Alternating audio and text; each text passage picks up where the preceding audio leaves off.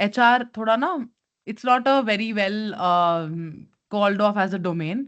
लोग कहते हैं कि एचआर क्या करते हैं, लोग तो सिर्फ इवेंट्स करते हैं, ऑर्गेनाइज करते हैं, ये सब करते हैं, बट एक्चुअली में that is not the reason. Human resource का काम एक बैकएंड की तरह ज्यादा होता है, विच इज एक तरह से a backbone of the organisation, to ensure right person is coming in the organisation, right. जब आप ह्यूमन रिसोर्स की बात करते हैं, आपने सिलेक्शन रिक्रूटमेंट जरूर सुना होगा अपने बिगिनिंग के सेमेस्टर्स में, एचआरएम में, ओबी में आपने सुना होगा। रिक्रूटमेंट एंड सिलेक्शन जब हम बोलते हैं, we basically mean getting the right person for the right job. इसका मतलब क्या है, ऐसा जरूरी नहीं है कि वो जो राइट पर्सन है वो सबसे बेस्ट पर्सन होगा, वो कहीं का टॉपर होगा, नहीं। Certain times you need a person who is the best fit. That does not mean that in whichever field that they are working in, वो उसके अंदर कभी हर एक कोई पर्सन किसी में भी फिट हो जाएगा, वैसा नहीं है। Every organization, every work profile that is there in the organization has some kind of KSAs, जो कि आपके नॉलेज, स्किल्स और एबिलिटीज होती हैं, जो उनके पैरामीटर्स होते हैं कि आप किस टाइप का एम्प्लॉय हायर करना चाहिए आपको इसके अंदर, राइट। एचआरएम के अंदर एक ह्यूमन रिसोर्स के मैनेजर का, एक ह्यूमन रिसोर्स के पर्सन का, एक लीडर का काम यही होता है to hire the best person for that job, somebody who is you know मतलब जो भी वो काम कर रहे हैं वो अप टू द मार्क कर रहे हैं, जो डिलीवरी चाहिए वो वैसे अच्छे से डिलीवरी दे रहे हैं, जो भी उन्हें स्ट्रैटेजीज प्लान करनी है, जो भी उन्हें और काम करने हैं, जो भी उन्हें an number of things that are required to be done in the organisation are being done up to the mark is the core crux of a human resource manager. तो जब एक एचआरएम, हम बोलते हैं कि एचआर के लोग events करते हैं, ये ऑर्गेनाइज करते हैं, उनका पर्पस क्या है? ये सब करने का purpose is to bring together everybody. Human resource manager एक फैमिली के उस हेड की तरह माना जाता है, जिसका काम सबको इकट्ठा साथ लेके चलना है, राइट। ऑर्गेनाइजेशन के अंदर ऐसा बहुत बारी होता है कि चीजें आपके अकॉर्डिंग नहीं चल रही होती, चीजें आपको पसंद नहीं आ रही, you're not really feeling comfortable in that kind of a situation, you're not liking the job environment and number of things. So एक human resource manager का basic काम होगा to bring everybody together at one platform, to bring everybody focused towards their work that they're doing, certain times giving them some day off in terms of मतलब उनका mental या psychological setup को ease out करने के लिए you do some activities। उसके लिए human resource manager एक बहुत अलग अलग टाइप की स्ट्रैटेजीज डिजाइन करते हैं to build the environment in the organisation, right. In general भी अगर हम ले, यहाँ पे किस किस ने कभी भी काम किया है, any time anywhere that you worked in any organisation as an intern probably, anyone here जिसने कभी पहले काम किया है, you can probably raise your hand if you don't want to speak up. यहाँ पे जितने भी बच्चे हैं उन्होंने पहले कभी कितनी बारी कहीं भी काम किया हो, any organisation that you worked in, one. Okay, anyone else? All right. अगर अगर आप, okay, two people have work, three, great. अगर आप तीनों, या अनदर वन वी हैव, अगर आप तीनों एक बारी को वापस रिविजिट करें when you all were working, how many hours were you working for? बता सकता है कोई, कितना, लगभग कितने घंटे की जॉब होगी आपकी? Any one of you? Most of the time 8 hours होती है, 8 hours, but okay, okay, 8 hours 8 में भी घंटे की हम आपकी जॉब होती है, ठीक है। एट आवर्स ऑफ वर्क, अगर मिल जाता राइट। है तो उसमें भी वो टाइम भी इसमें थोड़ा सा मतलब हटा सकते हैं हम, तो 7 आवर्स मोस्टली लगा सकते हैं। राइट, 7 आवर्स लग सकता है। अगर आप ये सोचे कि अगर आपका 8 घंटे का वर्क है, ऐसा तो सबके साथ मतलब बहुत ही कम होता है कि आपका वर्क ऑफिस या जो आपकी लोकेशन है वो बिल्कुल पास में हो सकता है आपको आने जाने में 1 से 2 घंटे लग सकते हैं। सो 8 घंटे और ये 2 घंटे हो गए आपके 10 घंटे, आपके दिन के 24 घंटे में से 10 घंटे आपने अपनी वर्क प्लेस पे निकाल लिए। उसके अलावा अगर मैं देखूं, मोटा माटी 6 से 7 घंटे या 8 घंटे आप लोग शायद सोने में निकालते हैं, right? Because it's average sleeping time which anybody has to perform in their like in general in their daily life. इसका मतलब क्या हुआ? 8 घंटे से 10 घंटे की आपकी लगभग नौकरी और 8 घंटे का आपका स्लीपिंग टाइम, ये 18 घंटे हो गए। कितने घंटे बचे? 6 घंटे। अब इस 6 घंटे के अंदर आप कितने और काम करते हैं? आप अपना डेली चोर्स करते हैं, यानी कि सुबह उठना, तैयार होना, नहाना धोना, खाना खाना, ये सारे के अंदर आपके लगभग 2 से ढाई से 3 घंटे चले जाते हैं। बचे बाकी के 3 घंटे, यानी कि जो आपका लाइफ है, जो आपकी फैमिली के साथ आपका टाइम जो स्पेंड होता है वो सिर्फ 3 घंटा बचता है, राइट? इसका मतलब क्या, ये कैलकुलेशन बताने का पर्पस आपको ये है कि अगर आप अपनी लाइफ एज अ एम्प्लॉय देखेंगे, एज अ वर्कर देखेंगे, तो the moment you have started to earn and you started a job, आपका मेजोरिटी टाइम आपका उसी जॉब के अंदर जाता है, आपका मेजोरिटी टाइम उसी एरिया के अंदर स्पेंड होता है जहां पर आप काम कर रहे हैं, उसी लोकेशन पे होता है, उसी वर्क स्पेस में होता है। इसका मतलब ये है कि जब हम हर बारी एचआरएम में वर्क लाइफ बैलेंस की बात करते हैं, वो अचीव करना ऑफ कोर्स मुश्किल है, बैलेंस तो है ही नहीं ना। मेजोरिटी 8 घंटा work and remaining 3 hours for personal life only. अब आप नींद से तो निकालेंगे नहीं अपनी फैमिली के लिए extra time, which means the focus of a employee, the moment somebody starts working already becomes the work life। आपके दिन के एक्टिव आवर्स, जब आपका ब्रेन एक पीक पे है काम करने के, जब आपका साइकोलॉजिकल मेकअप, आप बिल्कुल एक्टिव है उस टाइम, आप नींद से उठे हैं, you are fresh at that time, आप वो सारा समय अपने वर्क प्लेस पे स्पेंड कर रहे हैं। इसका मतलब आपका वर्क प्लेस ऐसा होना चाहिए जो आपको पॉजिटिव फील कराए, जो आपको खुश रखे, जो आपको मोटिवेटेड रखे, जो आपको ऐसा ना फील करे कि आज मैं काम पे क्यों आ गया, या आज मैं why am I doing this, और an number of things that are coming in their mind.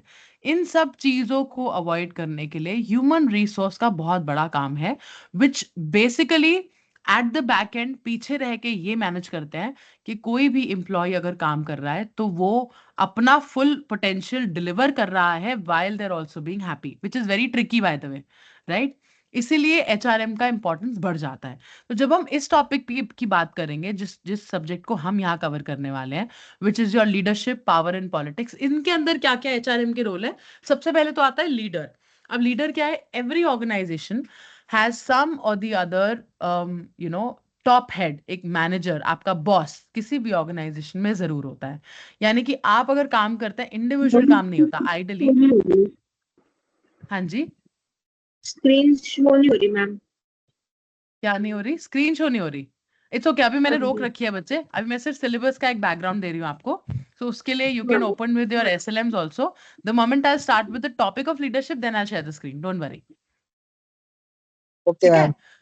Okay, सो जब हम ऑर्गेनाइजेशन बिहेवियर में लीडर की बात करते हैं, ऑर्गेनाइजेशन का बेसिक कॉन्टेक्स्ट में डेफिनेशन ये यही है कि जिस भी जगह पर एक से ज्यादा लोग काम कर रहे हैं, टू फुलफिल और to meet the objectives, the vision, the mission of an organisation, यानी कि सब लोग उसी डायरेक्शन में काम करें ताकि वो विजन और मिशन अचीव हो सके।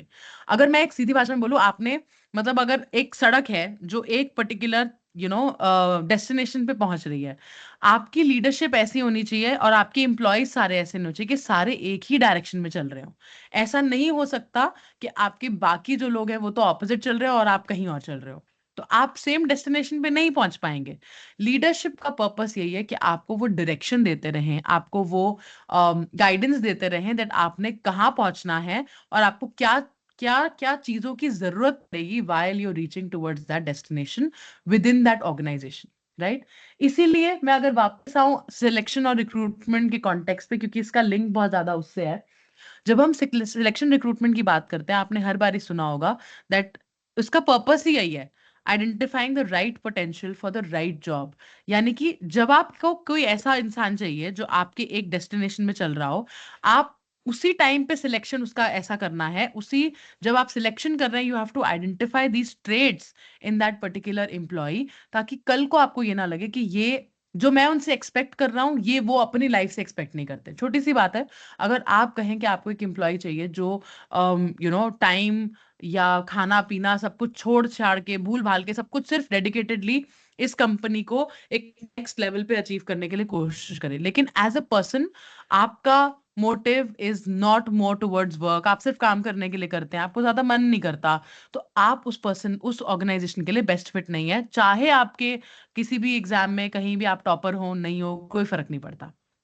अनदर एग्जाम्पल कुड बी, आपने देखा होगा हर एक पर्सन का एक type of you know work style होता है। जैसे कई लोग होते हैं जिनको पसंद है एक मोनोटोनस जॉब। मोनोटोनस जॉब का मतलब ये हुआ कि जहां पर मोनोटनी, यानी कि एक एक डिसिप्लिन है, एक तरह से डिसिप्लिन मतलब कि आपने रोज 9 बजे आना है, एग्जैक्टली 5 बजते ही आप उठेंगे और आप चले जाएंगे, राइट। फिर आप अगले दिन 9 बजे पहुंचेंगे, आप अपनी कुर्सी पे बैठेंगे, पूरे दिन काम करेंगे, लंच टाइम पे लंच करेंगे, 5 बजते ही आप निकल जाएंगे, फिर वही करेंगे रिपीटेड, राइट। यानी कि कोई नया एडवेंचर नहीं है काम में, कोई यू नो एक तरह से वो कहते हैं ना वॉलेटाइल नहीं है आपका ऑर्गेनाइजेशन, बिल्कुल सिंपल प्लेन चल रहा है, जैसे गवर्नमेंट ऑफिस कई हद तक चलते हैं, उस तरह से आपने चलना है। कई लोग ऐसे होते हैं जिनको ऑर्गेनाइजेशन के अंदर एक ड्राइव हो, एक आपका पोटेंशियल हो, आपको कुछ नया करना हो, कभी आपके पास कोई ऐसे स्ट्रेसर्स हो कि आपको पुश करें, नहीं और अच्छा करो। कई बार आपको लगता है ऑर्गेनाइजेशन में ऐसे कुछ होना चाहिए कि every time I get a challenge to do something better, to do something more. उस टाइप से भी कई लोगों को काम करना पसंद है। ये सारे आपके अलग अलग तरीके हैं जहां बेसिकली हम ये कह सकते हैं that what kind of person likes what kind of job. अब अगर मैंने किसी ऐसे पर्सन को उस काम में लगा दिया जो कि बिल्कुल ही मोनोटोनस है, लेकिन उसकी जॉब बड़ी चैलेंजिंग है, उसको इतना स्ट्रेस हो जाएगा कि वो कहेगा भाई मुझसे नहीं हो सकता, राइट। बट यही आपने अगर किसी ऐसे पर्सन को लगाया जो उसको चैलेंजेस पसंद है, जिसको इंजॉय करता है, जो ये different different you know push करना अपने आप को, और वहां आपने उसको किसी मोनोटोनस जॉब में लगा दे कि देखो सुबह आओ बैठो यहाँ काम करो, काम नहीं भी मिले तो आप बैठो आराम से, 5 बजते घर चले जाना, so in a way you need to identify what is best for the person. उसके अंदर लीडरशिप का बहुत बड़ा रोल होता है। तो जब हम ये टॉपिक पढ़ेंगे उसमें आपके पहले करीब, if I am not wrong, majority of lessons in fact are talking about leadership only. Leadership है क्या, राइट। लीडर और मैनेजर में फर्क क्या है, क्योंकि manager is very overlapping with the context of leader. हर ऑर्गेनाइजेशन में एक मैनेजर होता है, बट जरूरी नहीं है कि हर मैनेजर एक लीडर भी हो, राइट। ऐसे ही जरूरी नहीं है कि हर लीडर एक मैनेजर भी हो। मैनेजर एक बहुत ही अगर आप एक तरह से कहें, एक ऑर्गेनाइजेशन ने दी हुई पोजीशन है। लीडर इनहेरिटेड भी होता है, आप अपने आप से अंदर से आप अपने आप को एक लीडर मानते हैं, and there are other reasons also. Then उसके बाद आता है आपका लीडर एक डेवलप कैसे होता है, कैसे आप लीडर बनाते हैं। आपको किसी के अंदर स्किल्स अगर एनहांस करनी है लीडरशिप की, तो आप वो कैसे कर सकते हैं। Then you also have strategic leadership and culture, कितने टाइप के लीडरशिप, डाइवर्सिटी क्या होती है, ऑर्गेनाइजेशनल कल्चर क्या होता है। और हर ऑर्गेनाइजेशन का एक कल्चर, जैसे अभी आपने शुरू से भी देखा होगा, 3-4 बारी जब मैंने आपको बात करी, रिक्रूटमेंट की करी, सिलेक्शन की करी, I continuously talked about the fact that आपने आपके कल्चर, ऑर्गेनाइजेशन की कल्चर को अलाइन करने वाला कोई पर्सन चाहिए, ताकि वो उसी तरह से काम कर सके। उस केस में organisation culture is the prime thing, right. आपका कल्चर क्या है, आपके आर्टिफैक्ट्स जो हैं, यानी कि आपके ऑर्गेनाइजेशन के अंदर क्या क्या चीजें हैं, कैसे हाव भाव करना होता है, आपके ऑर्गेनाइजेशन के रूल्स एंड रेगुलेशंस क्या हैं, आपके ऑर्गेनाइजेशन की इनहेरेंटेड वैल्यूज क्या हैं, आपके ऑर्गेनाइजेशन में ऐसे क्या बिलीफ सिस्टम है कि उनको जो वो फॉलो करते हैं। उन सारी चीजों को पढ़ना जरूरी है for understanding the culture and the strategic leadership that is there in a organisation. Then we also talk about what is the concept of power and influence. हर ऑर्गेनाइजेशन में पावर होती ही होती है, power comes with authority also, power comes with position also, power comes with role also, and n number of things, right? तो power basically है क्या, power को हम समझ कैसे सकते हैं, पावर मतलब ऑर्गेनाइजेशनल पावर के अलग अलग टैक्टिक्स क्या होते हैं, यानी कि कब लोग कैसे टैक्टिक्स यूज करके अपनी पावर पोजीशन का इस्तेमाल करते हैं, क्या वो अच्छा होता है ऑर्गेनाइजेशन के लिए या नहीं, हम इसको भी कवर करेंगे। ऐसे ही in this SLM we will also be talking about what are the different basis of power, जिसकी वजह से आप उसको अडेयर कर सकते हो ऑर्गेनाइजेशन में, एम्प्लॉयज की तरफ एक तरह से पावर शो कर सकते हो, उसके ऊपर भी कवर होगा। And then we will also talk about the concept of organisational politics. जहां पावर है वहां पॉलिटिक्स होगी ही होगी, and politics is not always a negative term. Politics ठीक है, आप इंडिया या डेमोक्रेसी, उसमें पॉलिटिक्स की बात तो हम करते ही हैं। लेकिन जब आप ऑर्गेनाइजेशन की बात करते हैं, सॉरी, तब आपके पास ऑर्गेनाइजेशनल पॉलिटिक्स में कुछ ना कुछ अलग अलग टाइप्स हैं। एक वो पॉजिटिव कैसे होगा ऑर्गेनाइजेशन के लिए, एक वो नेगेटिव कैसे होगा, ऑर्गेनाइजेशनल पॉलिटिक्स कैसे सस्टेन किया जा सकता है, ऑर्गेनाइजेशनल पॉलिटिक्स कैसे आइडेंटिफाई किया जा सकता है in an organisation, because that is equally important. तो ये सारी चीजें हम कवर करेंगे when we will talk about the concept of power and politics as well. For the present class today we will be discussing basics of leadership. Leadership है क्या, क्यों जरूरी होती है, हम कहाँ यूज करते हैं, कहाँ उसे एम्प्लॉय करते हैं, कैसे उसे इम्पैक्ट होता है ऑर्गेनाइजेशन के अंदर, एम्प्लॉयज के अंदर। आज हम इन सब चीजों की बात करेंगे। So far any issues? I hope समझ में आ गया आपको. कहीं भी लगे that I am moving too fast, please stop me. This is a you all are management students now. You're postgraduate students. I would want कि आप खुद indulge करें जहां पे क्वेश्चन है, जहां पर आपको लगता है आप अपने एग्जांपल्स दे सकते हैं. बेटर है you give those examples so that you can also engage in this classroom more than just listening and being a listener, right? So दोनों तरफ की कोशिश करेंगे. तो जितना हो सकता है एक बारी आप think about the areas, think about the ways in which you can implement these topics in your day to day life. हो सकता है आप अभी काम नहीं भी कर रहे, लेकिन तब भी आपने जरूर अपने आसपास लीडरशिप देखी होगी, लोगों को, लोग कैसे बिहेव करते हैं, कैसे काम करते हैं, वो सब सुना ही होगा. उसी के कॉन्टेक्स्ट में we'll be talking and we'll be taking this further, right? Okay, now before we begin with leadership, अपनी अंडरस्टैंडिंग से, अपनी लैंग्वेज से कोई मुझे बता सकता है लीडर होता कौन है, या आपने कभी कोई ऐसा लीडर देखा हो अपने आसपास? एनीवन? मैम लीडर वो होता है जो हमें इन्फ्लुएंस कर सके कुछ करने के लिए. ओके, जो आपको इन्फ्लुएंस कर सके. और कोई मोटिवेट कर सके. Okay, anything else? मैम कोई आपको विजन प्रोवाइड कर सके कि आपको ऐसा करना है. फॉर एग्जांपल जैसे स्पिरिचुअल लीडर्स होते हैं, वो हमको ओके, बताते हैं कि what we have to do in life. Okay, आपको गाइडेंस दे सके. ठीक है, हाँ. Anything else? सो इन्फ्लुएंस कर सके, विजन दे सके, गाइडेंस दे सके. और क्या होता है लीडर? के साथ काम करें. हाँ जी. मैम सबकी बात सुने और सॉल्यूशन निकाले. Okay, so a solution provider. Anything else? Ma'am team को साथ लेके चले. ठीक है, टीम वर्कर. और कुछ सोचो, किसी एक लीडर का नाम, एग्जाम्पल बता सकते हो आप लोग? Any one example. हाँ जी बच्चे. नरेंद्र मोदी. नहीं, नरेंद्र मोदी कहाँ से लीडर हो गया? मैम विवेकानंद. पॉलिटिकल लीडर के नाम नहीं लेंगे, एक सेकंड. पॉलिटिकल लीडर के हम नाम ले लेंगे बिकॉज वो सबके अपने पॉलिटिकल ओपिनियंस होते हैं. We will not get into that. मुझे आप किसी ऑर्गेनाइजेशनल लीडर का जिसका नाम सुना है वो बताओ, बिकॉज पॉलिटिकल लीडरशिप में I don't want to get into the debate here. It's better हम क्लास के ऊपर ही फोकस करें. कोई भी आपको, अगर कोई भी अपना लीडर आपको ध्यान है, not a political leader but any other leader जो आपने अपने आसपास देखा हो, कोई रोल मॉडल आपका हो, उनको सोचते हुए मुझे बताओ और क्या आपको लगता है लीडर में होना चाहिए. मैम दूसरों को एम्पावर करे, जो ऑर्गेनाइजेशन को अच्छा काम करे. बच्चे आपकी आवाज कट रही है, I can't hear you properly. Ma'am MS Dhoni cricket से. To achieve organisation goal. Okay, to achieve the organization goals. और कुछ? Ma'am, if we talk about cricket, MS Dhoni is a good leader.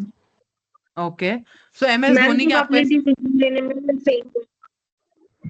बच्चे एक एक करके एक तो बात करेंगे.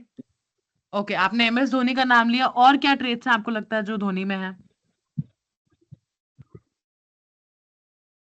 Ma'am, he keeps calm himself during a tense situation so that he is better Okay. to take decisions at that particular time. Okay, so calm during tense situations. Decision maker होते हैं. ठीक है, very good. What else? Risk ability होती है उनमें ज्यादा. Okay, very good. Risk taking होते हैं. और क्या होगा?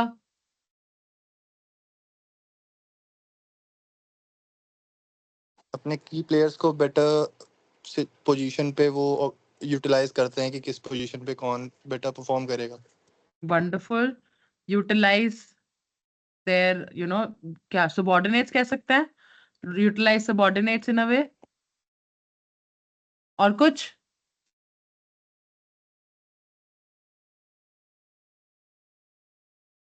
कितनी सारी चीजें हैं, आप खुद ही सोच सकते हो. आपने एक एग्जाम्पल दिया, उस एग्जाम्पल से कितना कुछ निकल के आएगा.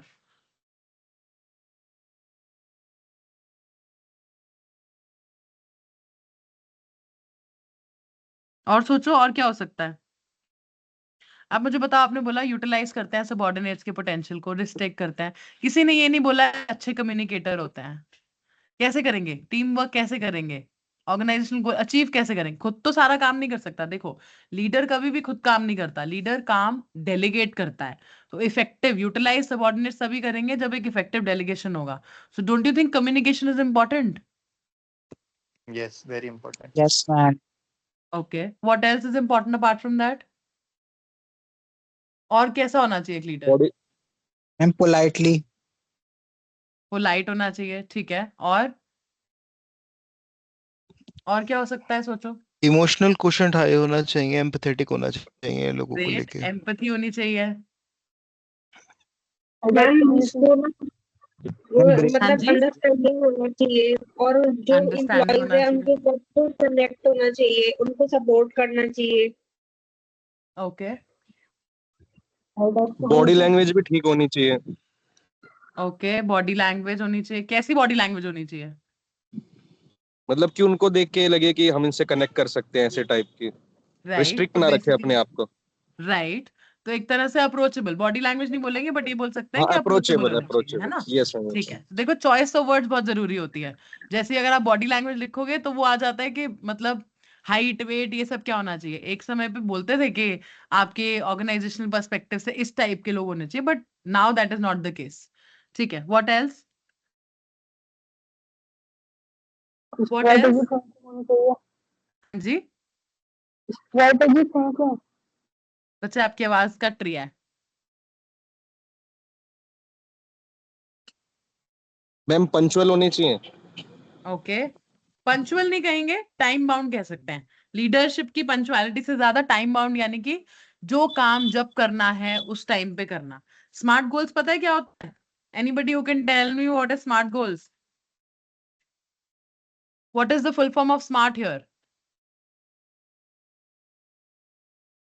किसी को नहीं पता? Specific, इस स्मार्ट, measurable, हाँ, achievable, specific, relevant, time measurable, bound. Yes. तो ये जो एक्यूरेट। स्मार्ट गोल्स हैं, एक लीडरशिप को इस टाइप के स्मार्ट गोल्स रखने चाहिए, राइट? विच मीन्स ऐसे गोल सेट करे leader which are specific, which are measurable, achievable, which are realistic and also time bound. इस टाइप के आपके लीडर की गोल सेटिंग होनी चाहिए, राइट? ठीक है, आपने इन्फ्लुएंस बोला, आपने विजन बोला, गाइडेंस बोला। What else can you? देखो बहुत सारे ट्रेड्स है, ये तो कुछ भी नहीं है जो आपने लीडर के लिए मेंशन करे, बट इसके अलावा बहुत कुछ है। किसी ने ये नहीं बोला लीडरशिप, आपने जितने भी मुझे एग्जाम्पल दिए, जिसने मुझे बिगिनिंग में बोला कि MS धोनी एक लीडर अच्छा है, बट उसने ये नहीं बोला कि इंस्पायरिंग होने चाहिए। Don't you think leaders inspire you? Yes ma'am. Yes ma'am. Then so Yes, leader ma'am. should be inspiring also. Then what else? Leader should also be authentic in nature, यानी कि आप authentic या फिर आप कह सकते हैं trustworthy। अगर मान लो आपका कोई लीडर है, आपको उस पर भरोसा होना चाहिए कि भाई मैं अगर उसके लिए कुछ काम कर रहा हूँ, मैंने गलत भी किया तो this person has my back, you know. और even if I am doing something I can rely completely that मुझे। देखो, जब आप ऑर्गेनाइजेशन में काम करते हो and you have a manager और यू हैव अ लीडर, आपको जब आप काम करो, आप कैसे काम करते हो? You always need some resources, some facilities in the organisation. अगर आपको कोई भी एक चीज अचीव करनी है, बहुत सारी चीजें आपको उसके लिए उसको कंप्लीट करने के लिए, उसे फुलफिल करने के लिए चाहिए होंगी। बट अगर आपका लीडर ट्रस्टवर्दी नहीं है, आपको उस टाइप के रिसोर्सेज प्रोवाइड नहीं कर पा रहा, तो आपके लिए वो काम करना मुश्किल हो जाएगा, right? So a leader should also B trustworthy, should be authentic, should be inspiring. Anything else? A leader should also be, according to me, you may say that I'm wrong here, but according to me a leader should also be responsible। यानी कि आपको देखो, आपको leader ने अपनी responsibility, अपने काम की रिस्पॉन्सिबिलिटी दी, that you take care of this work. But आप सबकी जो उस लीडर के अंडर काम कर रहे हैं, उनकी रिस्पॉन्सिबिलिटी उस लीडर के हाथ में होती है। कुछ भी गलत हुआ, कुछ भी सही हुआ, मतलब एक होता है ना रिस्पॉन्सिबिलिटी से। मान लो मैंने आप लोग, for example you all are a part of team and I am your leader, right? And मैंने आप सबको बोला कि आप सब एंड ऑफ द वीक तक मुझे एक क्लाइंट के लिए एक प्रेजेंटेशन रेडी करके दे, राइट? आपने प्रेजेंटेशन रेडी करके दी, हो सकता है कोई कम्युनिकेशन गैप रहा with me and the client, और मैंने आपको जो काम दिया या जो भी, या जो क्लाइंट एक्सपेक्ट कर रहा था उसने कभी बताया नहीं, but we have done our best. और क्लाइंट ने उस दिन आके बहुत अच्छे से आपको बोला, भाई ये थोड़ी होता है, ऐसे कौन काम करता है, दिस एंड दैट। आपने बोला जी मैंने तो कुछ नहीं किया, सॉरी आप इन 10 लोगों से बात करो, मुझे तो कुछ आइडिया नहीं, मैंने आई am not responsible for this. That is not how a leader can be, right? So a leader should be somebody जो बोले कि ठीक है, अगर मेरी टीम ने कुछ करके दिया है, it's my responsibility, I own up to it, मेरी ओनरशिप है इसके लिए, and then I will get it better and then I will get back to you. आप लीडरशिप का काम ये होता है कि जो एक्चुअल लीडरशिप होती है, देखो लीडर्स तो बहुत टाइप के होते हैं, बट एक लीडर का काम आइडियली क्या हुआ कि सबके सामने अगर चाहिए भी तो आपको डिफेंड करे, अपनी टीम को डिफेंड करे, और उसके पीछे चाहे जब क्लाइंट चला जाए तो जो आपके साथ बात करनी है वो करे, but in front of the client not to put you in a dilemma कि देखो इन्होंने काम किया, मैंने तो कुछ नहीं किया, I am safe, that is what a leader should be. So a leader should be very much trustworthy, authentic. Apart from this, मुझे लगता है a leader should also be visionary. Visionary मतलब क्या? विजनरी हमने यहाँ ऑलरेडी लिखा कि एक विजन होना चाहिए। बेसिकली आप किस तरह का, आपका एक क्लियर आइडिया है, आपको अचीव करना क्या है, आपको ऑर्गेनाइजेशन की गोल्स पता होने चाहिए कि आपके क्या गोल्स हैं, आप उसे कैसे अचीव कर सकते हैं, आप उसे कैसे फुलफिल कर सकते हैं। हमारा main purpose of any organisation is this only, that we are able to achieve whatever work is done in the organisation, right. हर ऑर्गेनाइजेशन के अंदर जो भी उसके विजन, मिशन, गोल्स, ऑब्जेक्टिव्स ये सब हैं, उनको अचीव करना, उनको फुलफिल करने का काम ही उस लीडर, उस मैनेजर, उस हर एम्प्लॉय का काम है जो उसके अंदर काम करता है, राइट। तो leader should also be visionary to have sort of उसको रीच करने के लिए क्या क्या स्टेप्स फॉलो करने हैं, कैसे उसकी तरफ बढ़ना है, वो करने के लिए आपके लीडर को पता होना चाहिए कि कैसे आगे काम हो सकता है। फॉर एग्जाम्पल, अगर किसी ऑर्गेनाइजेशन का विजन है ग्लोबल जाना, तो उस ऑर्गेनाइजेशन के लीडरशिप को पता हो कि ग्लोबल जाने के लिए या इस कंपनी को ग्लोबल रिकॉग्निशन देने के लिए मुझे क्या क्या काम करने हैं, मुझे क्या कोई कोलैबोरेशंस करनी है, वो कैसे करना है, या और किस तरह से हमें उसके लिए आगे के लिए काम करना है, वो सारा विजन आइडेंटिफाई करना, वो गाइडेंस देना, वो सोल्यूशन प्रोवाइड करना उस लीडर का ही काम है, right. So these are different characteristics which are important in any kind of a leader.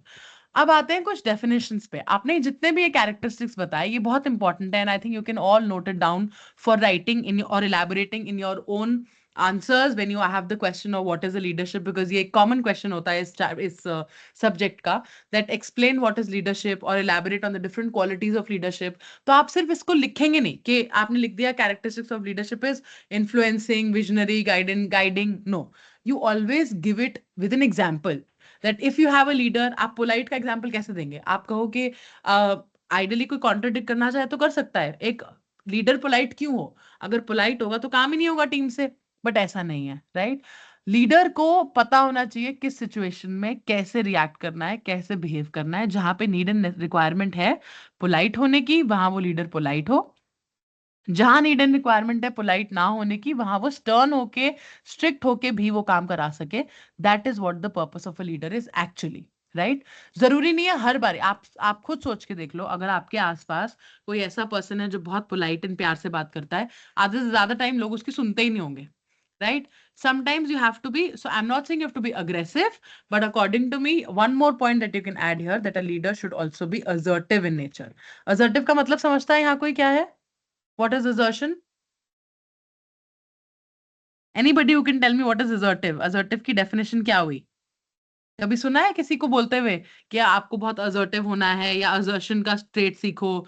यानी कि अगर आपने कुछ भी किसी को भी बताना है, कोई काम किसी को देना है, तो आपका जो इंस्ट्रक्शन का मोड होगा वो अग्रेसिव हुए बिना, बिना किसी पे थोपे, आपने बहुत ही क्लियर और कॉन्फिडेंट तरीके से एक बहुत ही पोलाइट मैनर में सामने वाले को बताना है कि listen, this is what I am expecting from you.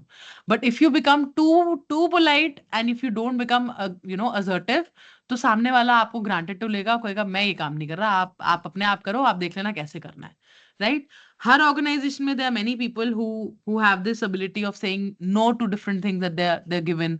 अलग अलग काम को वो प्रेफर करते हैं ना कर देना। अगर आपका लीडर असर्टिव नहीं है, अगर आपका लीडर बहुत ज्यादा पोलाइट है, तो वहां पे उसका काम नहीं बनेगा, वो लीडर की इफेक्टिवनेस नहीं आएगी। उसी तौर पे when you said that leader should also be a empathetic one, empathy का मतलब क्या है? Can anybody tell me? जिसने यहाँ पे एम्पैथी वर्ड का यूज किया, क्या होता है एम्पैथी? होती क्या है? Anyone, what is empathy?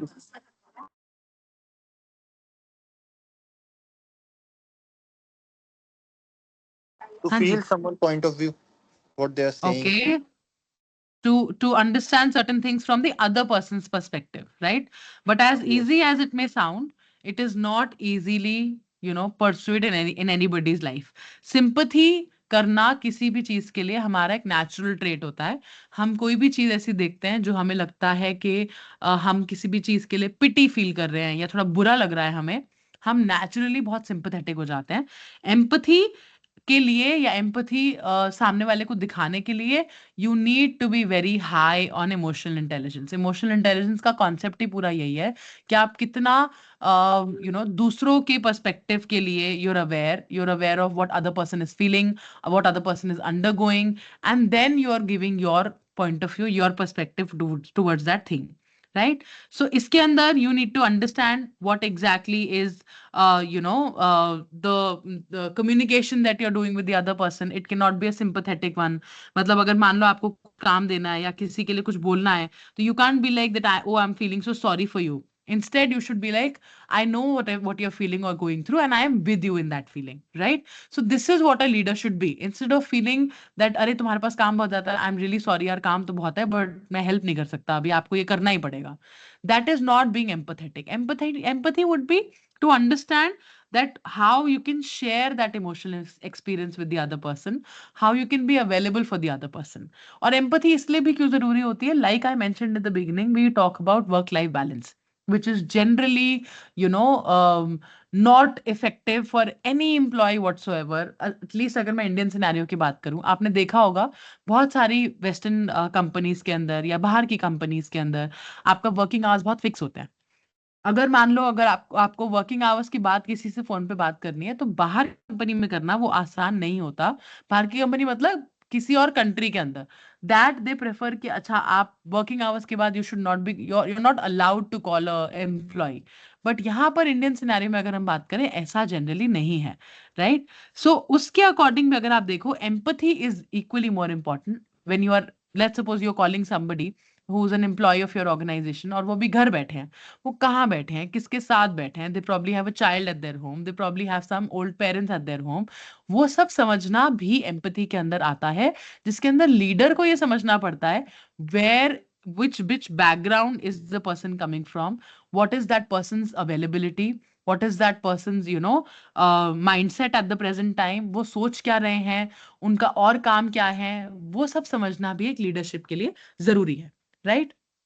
Now coming to some basic definitions of leadership. When we talk about the definitions, we understand it as the ability to influence a group towards the achievement of a vision or a set of goals. The source of this influence formal हो सकता है या आपका manager rank हो सकता है, जैसे मैंने आपको पहले भी बोला. Yes, any question? Somebody has raised their hand. Yes. हाँ जी, बताओ. So, when it comes to the leadership traits, like I do understand empathy and having emotional quotient is very, very important and relevant these days. So Right. critical thinking is also very relevant to understand these scenarios, like other people's perspective. Like, can we like address this as well? Absolutely, we can. Critical thinking in any ways is required for all employees, but still, if a leader is a good critical thinker, उसकी leadership ability बढ़ जाती है. तो आप किस तरह से different situation को analyze कर सकते हो, objectively आप कैसे उसे evaluate करोगे? Because see, जब एक leader है, उसके ऊपर सबसे पहली responsibility आती है, right? If any work is delegated to any particular person, उसको responsible बनाया जाता है कि आपको ये काम कराना है आपकी टीम ऑफ 5 से, टीम ऑफ 2 से, टीम ऑफ 50 से और टीम ऑफ 10 से. That is dependent on the team size that the person is working with. But उस एक लीडर का काम है ये टू मेक श्योर दैट वो अच्छे से हो. So let's suppose you have got a work and you are a leader of a team of probably 5 members, and you've been told that a client is coming and you have to create a pitch for that client, right? आप let's suppose आप एक किसी product की marketing करते हो और आपको उस प्रोडक्ट की पिच देनी है विद दैट पर्सन, ताकि वो आपका एक क्लाइंट बने, आपके आपके साथ जुड़े, आपके साथ कोलैबोरेट करे. अब आपके पास मान लो दिन सिर्फ 5 ही है कि आपको 5 दिन में करना है. Now in that entire pitch there might be different things. I am not coming from a marketing background, so maybe if you guys are from that background, you can tell me better. But there are many roles that you have to perform in that pitch. बहुत अलग अलग areas. कोई हो सकता है एक उस product के बेनिफिट्स की बात करे, कोई हो सकता है उस क्लाइंट के साथ उस प्रोडक्ट की एडवर्टाइजिंग करनी कैसे है उसकी बात करे, कोई हो सकता है उस प्रोडक्ट के फाइनेंशियल क्या क्या बेनिफिट्स होंगे, आपको कितना फंडिंग मिलेगी, आपके लिए कितना वो प्रॉफिटेबल होगा उसकी बात करे। And there is a possibility that your team of 5 के अंदर हर एक जने का एक ना एक कोर एरिया या एक डोमेन एरिया है जिसके अंदर वो एक्सेल करते हैं। तो एक लीडरशिप का काम क्या है, क्रिटिकल थिंकिंग करके एनालाइज करके उस सिचुएशन को कि किसके लिए क्या बेटर है, एक वेल इन्फॉर्म्ड डिसीजन लेना कि अगर मुझे पिच 5 दिन में रेडी करनी है, how can I get it done from these 5 people by working on their skill set, on their potentials, right. एक तरीका हो कि मैंने दे दिया ओपन कि भैया आप करो जो भी करना है, मुझे बस चौथे दिन पे दिखा देना, मैं प्रूव करके फाइनल कर दूंगा। नहीं, if you are a critical thinker, you'll understand कि okay, I probably need to divide the entire pitch between 3 subparts and I'll give 2 subpart to each and one person to manage it entirely, and then using your own critical thinking skills you have applied it, right? So in any ways आप किस तरह से objectively कर रहे हो, क्या creativity use कर रहे हो काम के अंदर, आप किस तरह डिसीजन मेकिंग कर रहे हो, बिकॉज मेन काम आपके लीडरशिप के अंदर सबसे इंपॉर्टेंट काम क्या है, अच्छा डिसीजन ले पाना, जो कि बहुत सारे लीडर्स उसी में फेल करते हैं। ना अच्छा डिसीजन ले पाते हैं, ना टाइमली डिसीजन ले पाते हैं, ना अपना डिसीजन लोगों को बता पाते हैं, कम्युनिकेट कर पाते हैं। सबसे ज्यादा लीडरशिप फेल ही वहीं होती है। So you need to be insured of this fact कि आप एक तो क्रिएटिविटी ला रहे हो अपने काम में, डिसीजन मेकिंग को एनहांस कर रहे हो, एंड कोई भी फ्यूचर चैलेंजेस है, देखो लीडरशिप का काम क्या है, एक फ्यूचरिस्टिक पर्सपेक्टिव लेके बैठना कि ये चीज सामने वाले को कैसे चाहिए होगी, या what can I do in this thing to foresee any future upcoming challenges or weaknesses that will arise with this particular project. उन सबको ओवरकम करके पहले से प्रिपेयर्ड रहना, वो प्रिपेयर्डनेस आने को ही क्रिटिकल थिंकिंग कहते हैं, which is very important. And like you also mention, हमने इमोशनल इंटेलिजेंस की जैसे बात करी, for that I give you some, हम जब जैसे I am coming from a psychology background, so I am more of, I can give you examples related to both cognition psychology as well as organizational behavior. So when we talk about the concept of emotional intelligence in psychology as well, there were a lot of studies, और वो studies ने prove किया, वो researches जो हुई उन्होंने prove किया कि जब आप एक लीडरशिप की बात करते हो, एक टाइम के बाद, देखो आपका आईक्यू क्या है, ये सिर्फ एक टाइम तक इंपॉर्टेंट है कि आपने कितने अच्छे नंबर लिए, कितने अच्छे आपके मार्क्स थे। आप लोग खुद देखेंगे जब, if and specially for those who started working already, nobody asks you how much percentage did you get in your 10th standard, how much percentage did you get in your 12th standard, how much what CGPA you had in your graduation or post graduation after a certain year, right? After those years that you've already worked with in an organization, ये सारे parameters of IQ, कि number कितने हैं, कितना आपका IQ कितना है, ये सब सिर्फ एंट्री लेवल तक काम आता है। उसके बाद सक्सेसफुल होने के लिए अच्छा एम्प्लॉई, एम्प्लॉयर, लीडर, मैनेजर, ये सब होने के लिए आपका EQ यानी कि इमोशनल क्वोशंट ज्यादा इंपॉर्टेंट होता है, कि आप कितना अच्छे से खुद के, दूसरों के इमोशंस को समझ रहे हो, और कितने अच्छे से खुद के और दूसरों के इमोशंस को मैनेज कर पा रहे हो। यानी कि मैनेजमेंट बिकम्स, देखो एक होता है जानना, most of us are not able to understand our own emotions, what are we feeling right now and why, right? आपने देखा होगा कि आज मूड खराब है या आज अपसेट लग रहा है, क्यों लग रहा है ये पता नहीं, बस थोड़ा सा ना अपसेटिंग सा फील हो रहा है। whereas some of the other time people know why or what is triggering them, that they're not in their usual mood, or why are they happy, right? What is the thing that are happening in their surrounding that is making them happy, which they generally are not in that phase of happiness. ये सारी चीजें क्या आपके emotion से related होती हैं। एक leader जब इमोशनली इंटेलिजेंट होता है तो वो अपने इमोशंस को तो समझता ही है। क्यों समझना जरूरी है? Because you can not be a display of your emotions in an organisation being a leader. If you are, let's suppose, very angry, you cannot show that anger. If you are, let's suppose, very upset with your team, you cannot always show that upsetness. आप ये नहीं बता सकते कि हर बार अरे तुम तो काम ही नहीं करते कुछ। That becomes very pessimistic. So एक लीडर को ऑप्टिमिस्टिक होना पड़ेगा, अपने एम्प्लॉइज के, अपने मेंबर्स के पैशन को, उनके स्किल सेट को आइडेंटिफाई करने के लिए कि एक्चुअली में इनके पोटेंशियल है क्या। आपका सारा पर्पस एक लीडर का क्या है? अपने एम्प्लॉयज के पोटेंशियल आइडेंटिफाई करो और उनको राइट काइंड ऑफ वर्क दे दो। The moment you've given the right kind of work to the person, they will be doing wonders in their work, and then आपका ऑर्गेनाइजेशनल ऑब्जेक्टिव अचीव होता जाएगा। छोटी सी अगर मैं एग्जांपल दूं, लेट्स सपोज आपने you all are working together on a project और आप सब लोगों को बोला गया है कि आप इस प्रोजेक्ट पे काम करें या आप इस प्रोजेक्ट के लिए कुछ सोचें कि आप रिसर्च करें फॉर दैट मैटर, राइट? हो सकता है आप सबके अंदर कोई 5 से 6 लोग होंगे जो बहुत ज्यादा अच्छे हैं in for example identifying a methodology, quantitative या क्वालिटेटिव, इस टाइप का काम करने में कोई बहुत अच्छे होंगे। हो सकता है कुछ लिटरेचर लिखने में या रिव्यू करने में बहुत अच्छे हैं, कि बुक्स पढ़ना बहुत पसंद है, आर्टिकल्स पढ़ना बहुत पसंद है, वो सब पढ़ें और उसकी बात करें। कुछ लोग वैसे बहुत अच्छे होते हैं कि एनालाइज करने में, स्टैटिस्टिकल टूल्स में, उसके लिए अच्छे होते हैं। तो वो अलग अलग चीजें, अगर आप एज ए लीडर अपने एम्प्लॉयज का पोटेंशियल आइडेंटिफाई कर दोगे तो वो ऑटोमेटिकली आसान हो जाएगा, राइट? That is why critical thinking, emotional thinking, all of these are important. I hope that answers your question. Yes. Thank you so much. Right. Okay, just give me a moment. I just need to finish up this one thing.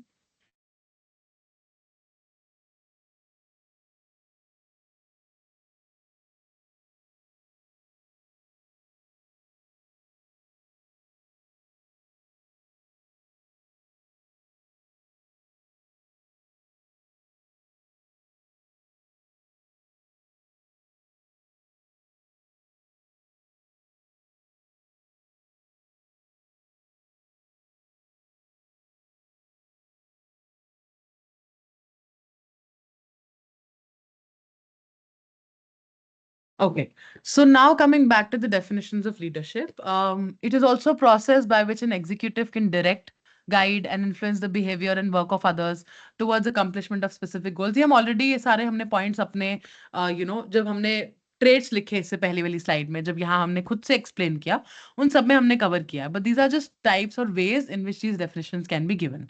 Keith and Davis is one particular person जिसने ये definition दी है, जिसके अंदर उन्होंने बोला it is defined as the ability to persuade others, क्योंकि आपका काम दूसरों को persuade करना भी है किसी काम करने के लिए, right? To seek defined objective enthusiastically, and it is the human factor that binds a group together and motivates it towards the goal. लोगों को इकट्ठे बाइंड करना, आपकी पूरी टीम को एक इकट्ठा टीम बनाना, एक्चुअली एक ग्रुप को टीम बनाने का ही काम एक लीडरशिप का है जिसको उन्हें करना होता है, right? Again Crosby and Bryson ने उसको डिफाइन किया as the inspiration and mobilisation of others to undertake collective action in pursuit of a common good, कि इकट्ठे लोगों को आप मोबिलाइज करें वो काम करने के लिए, कलेक्टिवली करने के लिए, ताकि एक कॉमन गुड, एक common objective of the organisation जो भी आप अचीव करना चाहते हैं वो इजिली अचीव हो पाए, right? Then comes to who is a leader. हमने ये अगेन पहले डिस्कस किया, but just coming briefly to all these pointers. A leader would be somebody who influences a group of people towards attainment of a goal, somebody who has an ability to question ideas. You should be able to question different ideas that you have. Yes, any other question? Slide visible नहीं है अभी आपकी. Is this not visible right now? Can Yes. anyone Wait, confirm? let me share again, just a minute.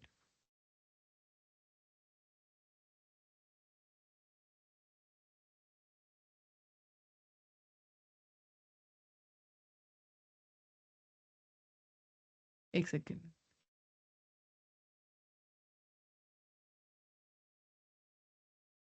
Is it visible now?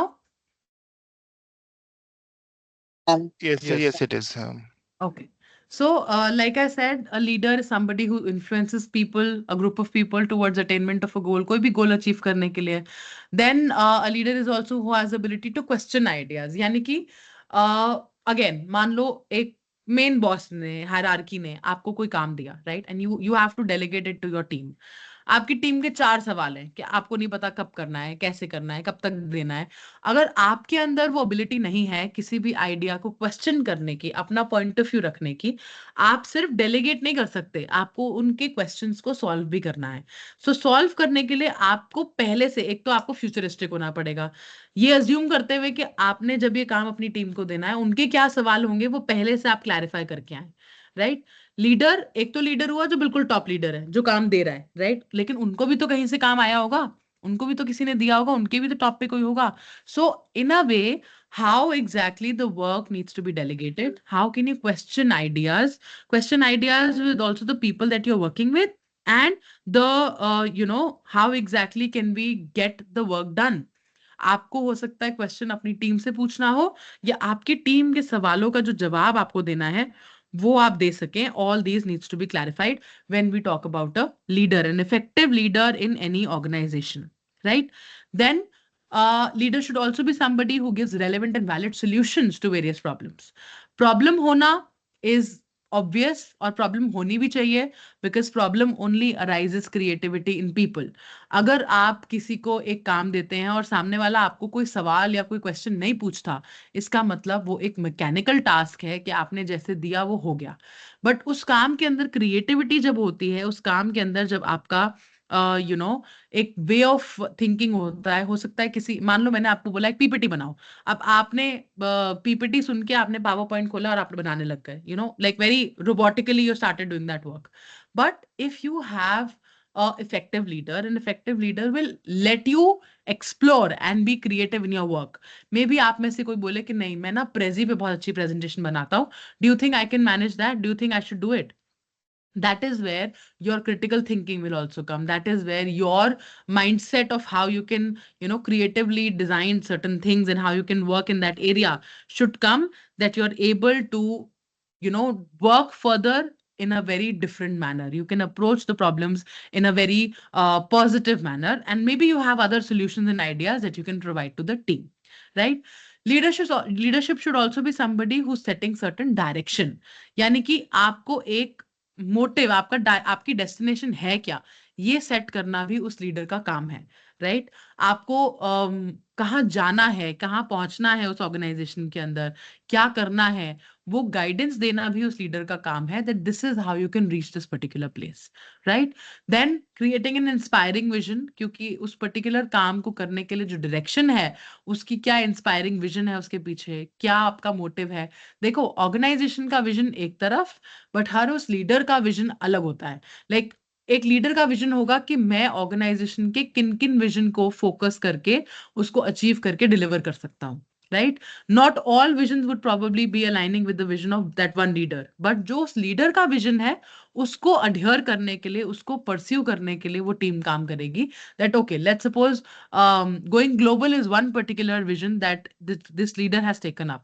तो वो सारा काम जो उस लीडर का होगा will only and only focus on that global vision to achieve it, to let the company be on that global marker and performing all those tasks related to that only, right. This is what a leadership should be like. Is it clear till here? yahan tak koi problem to nahi hai? Any confusions till here? No, ma'am. Okay. No, ma'am. Now we come to the question of what is the differentiation between a leader and a manager. Anyone who can think of, before we come to the slide, कोई मुझे बता सकता है कि leader और manager के अंदर difference क्या क्या होगा?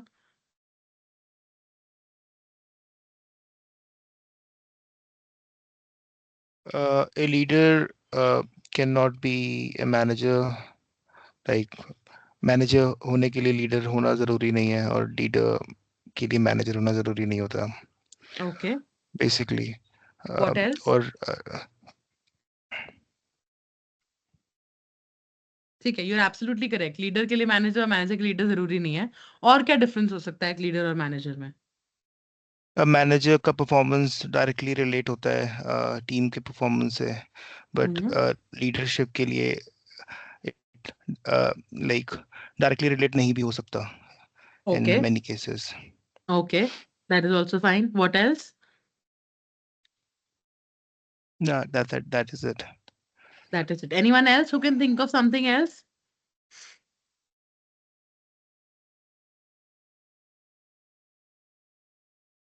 सबसे बड़ा चीज यहाँ पे मैंने लिखा है ना, इंस्पायरिंग विजन. इस इंस्पायरिंग विजन का काम सिर्फ एक आइडियली एक लीडर का होता है. आपके मैनेजर का काम एक तरह से बहुत ही वर्क पर्सपेक्टिव से अगर देखा जाए तो प्रोसेस और टास्क को कंप्लीट करना है. यानी कि अगर कोई मैनेजर है, मैनेजर का काम ये है कि ये काम दिया है, मुझे ये डेलीगेट करना है, मुझे ये अचीव करना है, बस. एक तरह से more mechanical when we talk about a manager, but when we talk about a leader is more people oriented, लोगों के लिए खड़े होने वाला, right. manager is not always people oriented. ठीक है, if a manager is also a leader, they can be both, but generally अगर मैं differentiation देखूं तो आपका manager एक बहुत task oriented होता है जिसका focus सिर्फ और सिर्फ काम का completion होगा. मैनेजर का फोकस कहीं नहीं होता कि आपको लोगों की परवाह करनी है, आपको लोगों के बारे में सोचना है, वो नहीं होता. मैनेजर का फोकस होता है जो ऑर्गेनाइजेशन ने मुझे काम दिया करने के लिए, मैं उसके लिए रिस्पॉन्सिबल हूँ. उसको करने के लिए मुझे क्या प्लान करना है, मुझे कैसे डायरेक्शन देनी है, मुझे कैसे कोऑर्डिनेशन करनी है, क्या कंट्रोल करना है. I have to manage only and only that, right. उसके अलावा जो लीडर होता है वो अगेन बहुत ही इंस्पायरिंग एंड मोटिवेटिंग होगा, एक विजन सेट करेगा, जबकि एक मैनेजर एक हद तक प्लान करेगा डिटेल्स फॉर द एम्प्लॉयज. यानी कि किसको क्या, जब लीडर आएगा ना, लीडर क्या कहेगा, okay we have to make this project, what are you good at, let's discuss, let's come out with the best solution. But अगर कोई मैनेजर होगा, मैनेजर कहेगा आप ये करो, आप ये करो, आप ये करो, end of the day get me the work done and then we'll proceed it further. ये एक मैनेजर का काम होता है. उसके अलावा आपका लीडर, आप लोगों ने बिगिनिंग में जब मेंशन किया रिस्क टेकिंग लिखा, राइट. सो एक लीडर रिस्क टेकिंग हो सकता है, लेकिन जनरली एक मैनेजर रिस्क अवर्सिव होता है, इज नॉट प्रेफरिंग कि उसके पास कोई भी ऐसा टास्क आए जहां पे उसको रिस्क लेना पड़े. एक ट्राइड एंड टेस्टेड मेथड दो जिसको मैं अचीव करूं, जिसको मैं कंप्लीट करूं and I am done with it, right. That is how a manager thinks and focuses. Your leader is again thinking of very growth and development oriented. लोगों में change लाना, organization में change लाना, कुछ different करना, कुछ promote करना, कुछ better करना. But when you talk about a manager का काम सिर्फ अपने रिजल्ट के ऊपर होता है कि जो काम किया है उसका रिजल्ट दिखाओ and then move ahead to the other task, right. आपका, अगर आपने लीडरशिप के जनरली कभी टाइप सुने हो, तो लीडरशिप के कुछ पुराने स्टाइल्स के अंदर आता था transactional and transformational type. Leadership का जो ट्रांजैक्शनल टाइप है is more related to that of a manager. Transaction का मतलब क्या है, लेना देना. आपको मुझसे इतनी चीज चाहिए, मैं उसके लिए आपसे इतना चार्ज करती हूँ और आपने उसको मुझे वो सर्विस प्रोवाइड करी, राइट. सो एक मैनेजर बहुत ही ट्रांजैक्शनली सोचता है, किस काम के लिए मुझे कितना क्या मिल रहा है and how much am I supposed to deliver back. Leader is more transformational, जहां फोकस क्या है कि आपको ऐसे कौन सा काम करना है जो लोगों को, एम्प्लॉयज को ट्रांसफॉर्म कर दे, आपके वर्क सेटअप को, आपकी ऑर्गेनाइजेशन के विजन एंड मिशन को, लोग जो काम कर रहे हैं उनको, उन सबको एक ट्रांसफॉर्मेशन दिखाए, एक ऑर्गेनाइजेशन को नए पड़ाव पे लेके जाए. वो एक लीडरशिप का काम होता है. आपके लीडर्स ज्यादातर लॉन्ग टर्म सोचते हैं, आपके मैनेजर्स बहुत ऑपरेशनल होते हैं, शॉर्ट टर्म गोल के होते हैं, तो शॉर्ट टर्म ही सोचते हैं, right. Then leadership generally are more driven with their own selves. उनका मेन जो ड्राइविंग फोर्स है वो खुद है कि उनको ये अचीव करना है. तभी जब हम बोलते हैं कि आपके लीडर्स जो हैं वो कभी भी ऑर्गेनाइजेशन के तरफ से नहीं होते.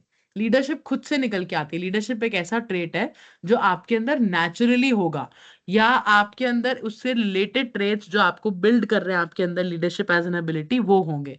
मैनेजर के लिए आपको कोई अलग से स्किल सेट या ट्रेट नहीं चाहिए. If you are good listener, अगर आपको काम डेलीगेशन आता है, you are a good manager also, right. So manager is more oriented with the position that they have. अगर अथॉरिटी है, जिस दिन तक अथॉरिटी है तब तक वो मैनेजर है, जिस दिन वो अथॉरिटी नहीं है वो मैनेजर नहीं है. एक लीडर इररिस्पेक्टिव उसकी अथॉरिटी हो नहीं हो, उसको कोई ऐसी पोजीशन मिले या ना मिले, वो तब भी लीडर कहलाया जाता है, right. Other differentiation is in terms of quality. Leadership आपको इंस्पायर करता है, आपको विजन देता है, आपको कॉन्फिडेंट रखता है, एक पॉजिटिव एटीट्यूड मेंटेन करता है, कम्युनिकेशन अच्छे होते हैं लीडर्स के, ओपन माइंडेड होते हैं, बहुत इंथुजियास्टिक होते हैं. ऑन दी अदर हैंड, जब हम मैनेजर की बात करते हैं, आपका मैनेजर बहुत वेल डिसिप्लिन्ड होगा. काम क्या करना है, कैसे करना है, टू द टी. इधर से उधर भी नहीं होता. मैनेजर बिल्कुल वैसे ही परफॉर्म करता है जैसे बोला गया है. अपनी क्रिएटिविटी भी लेके आएंगे, राइट. मान लो आपको बोला कि okay you have to organise a event और you have to organise a function. आप उसके अंदर ये चीजें करना, खाना होना चाहिए, आपने अरेंजमेंट ऑफ जो भी इवेंट को एमसी करेंगे, एंकर करेंगे, उनको अरेंज करो. Then you arrange the desk and tables and everything. But उसमें कोई क्रिएटिविटी नहीं आती. जो उनको डेलीगेशन दिया जाए, इन a way, in a layman term you में से कि जितनी चाबी घूमती है उतना वो इफेक्टिवली काम करते हैं, इफेक्टिव करते हैं. No doubt in that a manager is effective, otherwise the manager is not kept as a manager only, right. लेकिन उनकी effectiveness is the only main criteria, उनकी क्रिएटिविटी के ऊपर फोकस नहीं होता, right? Then they are very effective decision maker क्यों? जो आपने डिसीजन दिया ऊपर से उसी को आगे डेलीगेट करना, they very good delegators also, they able to deliver the information given to them in a very clear and crisp manner. If they're not able to, again as a manager they are not going to be effective, right? Then they're very competent, यानी कि क्या achieve करना है, कैसे achieve करना है, बहुत competency होती है उनके अंदर. they're also very patient because उनको एक टीम के साथ काम करना है, साथ के साथ कदम चला के चलना है. There are people who are probably not liking, because again a manager comes with a whole lot of responsibilities and people are not liking him or not liking his style of work. So you have to be patient also, you have to have a lot of etiquettes also, how to communicate with a particular person. You should know your own roles and responsibilities and skill set as a manager to be able to delegate the task that is given to you, right? Is it clear till here? यहाँ तक clear है difference between a manager and a leader? Any questions? Okay, we have Yes, some ma'am. questions, I think. हाँ जी, बताओ. Yes, Mayank, you have any question? Yes. I thought someone else is asking. Okay, go ahead. So when we talk about the delegation part, Mhm. like a senior manager is giving some sort of information or decisions to a junior manager, and that person is creating a clear and crisp email and sharing it with the team. We can consider as a delegation of responsibilities or delegation of communication, right? But these things are not adhered to. So Right. in that case, it is not considered as an effective delegation, right? Okay. So can you suggest any practices or a way that we can like effectively delegate these kind of things to the subordinates so that a manager or a leader can be more effective? Okay, so see, the first and foremost thing in the example that you give is, अगर आपकी team नहीं कर रही वो काम जो आपने delegate किया है, of course सबसे पहला तो ये है आइडेंटिफाइंग कि गैप कहाँ है, right? Like communication in general is required for any particular person, even for the matter any employee that is working in the organization. एक रीजन ये हो सकता है उनके ना काम करने का कि उनको समझ ही नहीं आया, जो आपने डेलीगेट किया या जो आपने उनको काम दिया वो उन्हें क्लियरली पता ही नहीं चला. For example, you told somebody that you complete this assignment by the evening. Now what is that assignment? How many words you need to give, how many pages you need them to write, how many what are the sources that you can refer to. आपने वो कुछ नहीं बताया. So again, delegation with incomplete information is of no use. So complete information needs to be given. For example, let's assume that you have given complete clarity and information regarding the task, what needs to be done, when it needs to be submitted, and all the other details. Then you need to identify other issues. Maybe there is a gap of skill. क्या आप जिसको वो काम दे रहे हो वो उसको करने के लिए या उसको अचीव करने के लिए कॉम्पिटेंट ही नहीं है.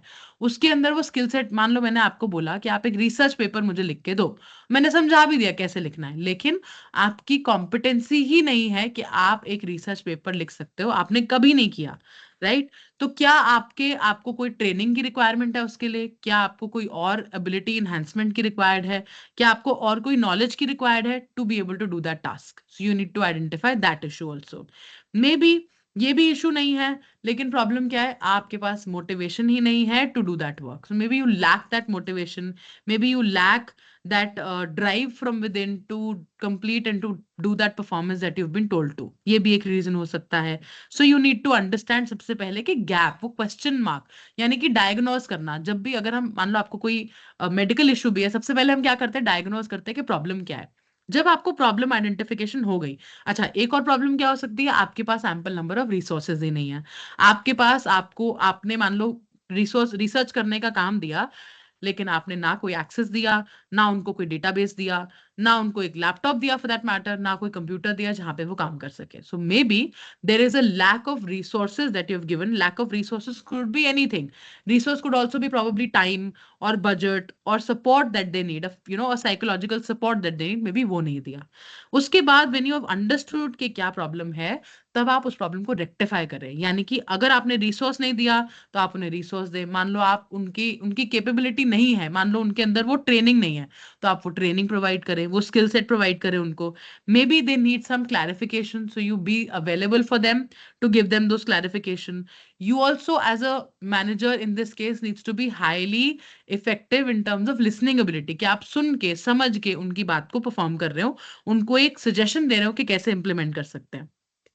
Once all of these things is done, you set proper goal, एक milestone बना लो उनके लिए कि ये काम ऐसे अचीव होना है, and break it down.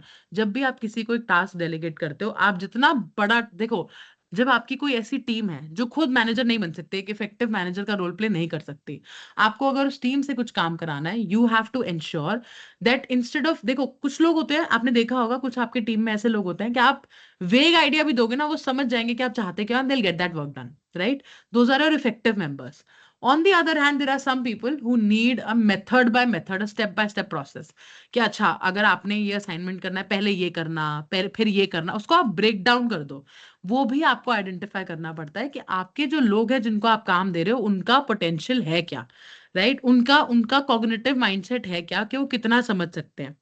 Then you give them proper feedback also, कि listen, this is what is expected, you did not achieve this, hence it became a problem, so in future I would want you to perform the task in this manner, right? So this is the different way and steps that a manager should do, and if required the manager should be firm. अगर मान लो इन सब में से कोई reason नहीं है और reason सिर्फ ये है कि लीडर को तंग करना है, तो उस केस में भी एक लीडर को या एक मैनेजर को बहुत ही असर्टिवली ये बोलना पड़ेगा that I need you to do this particular task and I need you to complete it by the end of the day, and be very stern and rigid also there when required. Right? I hope that answers your question, Mayank. Yes, that does. Thank you so much for that. All right. One thing I have observed though, is like on the basis of the type of team member that you have in the team, you need to modify your like way of communication, because too many instructions sometimes becomes equals no instructions. And Absolutely. simultaneously too less instructions become very ineffective as well. So that level of communication that we need to identify as well. Thank you so much for explaining. Absolutely. In any case, if we talk about leadership also for that matter, आप देखोगे जब हम आगे types of leadership पढ़ेंगे ना, leadership का कोई एक टाइप फिक्स नहीं होता. ये नहीं कह सकते, जैसे मैं टीचर की भी फॉर एग्जांपल एक बात ले लूं, not all students are the same. अगर इस क्लास में भी हम बात करें, there might be some students who will be actively listening. There might be some students who are like doing other tasks while they have their headphones on, और सुन रहे हैं बस कि ठीक है चल रहा है, कोई बोल रहा है, it's okay. Some of them might be very quick learners. They already know कि ये बोला जा रहा है, वो पहले से SLM भी खुला हुआ है, किताब भी खुली हुई है, 10 चीजें सोच रहे हैं. They already know how to write it, you know, and they're more innovative. Some students are very slow learners also, कि अच्छा करते हैं, समझते हैं, टाइम लगेगा. आपका जैसे एक teacher one size fit all नहीं होता, वैसे एक लीडरशिप में भी one leadership does not fit all. आपके हर टाइप ऑफ एम्प्लॉय के लिए लीडरशिप बेस्ट वही है जो हर तरह के एम्प्लॉय के लिए अपनी लीडरशिप स्टाइल को चेंज कर दे. जैसे अगर मैं in general, we'll go in detail with this, but if I just brush it over, जब हम लीडरशिप टाइप्स की बात करते हैं, एक होता है आपका ऑटोक्रेटिक लीडर. आप लोगों ने हिटलर का नाम सुना होगा, राइट? वो एक ऑटोक्रेटिक लीडर का एक बहुत ही प्रोमिनेंट एग्जाम्पल है. जब आप एक ऑटोक्रेटिक लीडर की बात करते हैं, वो क्या होता है, वो आपको डायरेक्शन दी, ऐसे करना है, ये करना है, हर चीज आपको क्लियरली बताना. अगर आपका एम्प्लॉय, आपका टीम मेंबर ऐसा है जिसको खुद से आइडियाज लेना, डिस्कशन करना, सोचना, ये सब पसंद है, उस टाइप का लीडर कभी भी इंजॉय नहीं करेगा वो जो एक ऑटोक्रेटिक लीडरशिप दिखाएगा, right? That kind of an employee will always like a leader who is giving you a space to discuss your own ideas and think further. यही आपके अगर कुछ ऐसे लीडर्स होंगे जो बहुत ही डेमोक्रेटिक लीडर्स होते हैं, लेकिन आपकी टीम डेमोक्रेटिक नहीं है, आपकी टीम को वैसे डिसीजन लेना नहीं पसंद, तो वो लीडरशिप भी काम में नहीं आएगी. कई लोग होते हैं जिनको हर चीज की चाबी घुमा और बताओ कि ऐसा काम करना है, उनके लिए एक लजीज फेयर टाइप का लीडरशिप जो होती है, जो वो खुद भी रिलैक्स रहता है लीडर कि अच्छा ठीक है मैंने काम दे दिया, हो जाएगा, वो भी मीनिंगफुल नहीं है, राइट? तो in a way different types of leadership exist, including your autocratic leadership, democratic leadership, laissez faire leadership. इस टाइप के लिए आपके पास हर अलग अलग टाइप के एम्प्लॉयज भी होते हैं. इसीलिए एक आगे जाके एक कंटेम्प्रेरी मॉडल जब निकला, तो उन्होंने एक सिचुएशन लीडरशिप का मॉडल बनाया विद हर्शीज एंड ब्लैंचार्ड, जिन्होंने उसी की बात करी कि हर सिचुएशन के अंदर कैसे अपने लीडर को अलग अलग ways of leadership style adhere करने हैं, कब उनको एक कोच बनना है, कब उनको सपोर्टिव बनना है, कब उनको डायरेक्टिव बनना है, कब डेलीगेटिंग बनना है, वही आइडेंटिफाई किया गया. Will go in this model in detail also in the upcoming classes, but what I am trying to say is every manager, every leader has a own core type कि उनका तरीका काम करने का क्या है. जब उनको उन्हीं के अलाइंड लोग, एक तरह से उसी टाइप के जो लोग वैसे ही आगे काम करें, जब वो मिलते हैं, तो आपका लीडरशिप और अच्छा हो जाता है, आपकी टीम और अच्छी हो जाती है. Right? Shivansh, you also have any question? You raise your hand. Yes, ma'am. हाँ I ji, do have one बताओ. question. So, as you said, what I want to ask is, can a leader be created? As you said, that leadership is a personal trait, and I truly believe that. So, what I Right. think is a manager can be anybody. I may be wrong, but Hmm. what I want to know, can someone become a leader after not having those traits of leadership? So, just by studying all these things, can anybody become a leader? So see, I will still agree to that point when I said that leadership is a inherited trait which people are generally born with, right? But that does not mean that you can never be a leader. But हाँ, जो आपने अभी एक और line add करी last में कि क्या हम ये सब पढ़ के लीडर बन सकते हैं? नहीं. बट आप एक्सपीरियंस से लीडर जरूर बन सकते हैं. एक्सपीरियंस मतलब जो नेचुरल ट्रेट्स हैं आपके, उसको भी शोकेस करने की जरूरत है, उसको भी करने की जरूरत है. For example, you're very good in communication, but all through your life you've never done any activity, any work, any performance based on communication, so it will never be sharpened, right? Maybe आपके घर में, आपके family में सब बहुत अच्छे leaders हैं. Leaders के लिए मतलब नहीं है कि आप एक पॉलिटिकल लीडर हो या आप एक हर एक कोई एमएस धोनी है, वो नहीं हो सकता. बट अपने ही फील्ड में वो किस तरह से काम डेलीगेट करते हैं, लोगों को साथ लेके चलते हैं, राइट? हो सकता है आपके अंदर नेचुरल ट्रेट्स आइडेंटिफाइड नहीं है, राइट? है जरूर, आपको उनको शार्पन करने की जरूरत है, आपको उन स्किल सेट के ऊपर काम करने की जरूरत है. For example, we talked about the skill of emotional intelligence, right?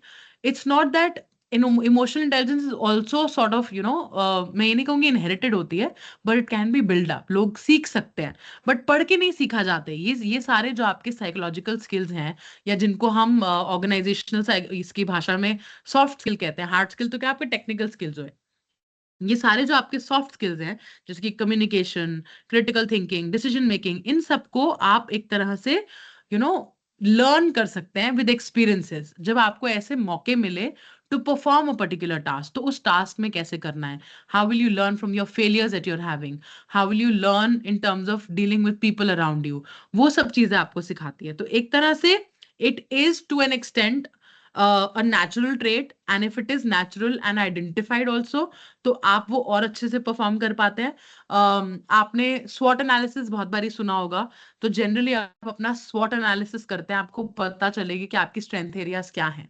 If you play on your strength areas, if you work on your strength areas, you can enhance it more. If you convert all your opportunities, all your threats into opportunities, then also you can be better leaders. तो जैसे मतलब एक होता है ना, like I said, there is no mould कि एक जिसमें आप बर्फ जमाते हो, वो सांचा नहीं है कि इसमें अगर आप ढल गए तो आप अच्छे लीडर हो. हर लीडर के अपना स्टाइल, अपना तरीका, अपनी स्किल सेट, अपने केएसएस हैं. वन लीडर में be very good in critical thinking, other leader might be very good in being assertive, another leader might be very good in emotional intelligence. सब लोग इकट्ठे हो, वो आपका जनरली विद इनहेरिटेड आपके जीन से भी आता है, उसको आप इनहांस कर सकते हो with experiencing different things also, right? I hope that answers your question. Yes, ma'am, absolutely.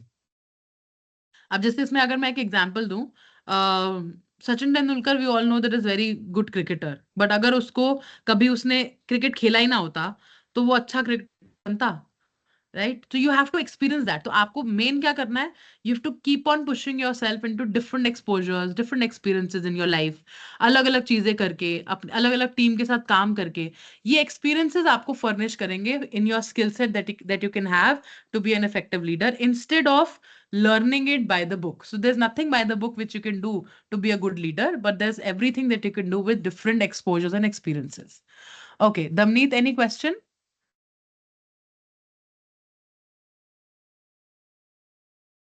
You've raised your hand. Any question? We can take that. Otherwise, we'll move ahead.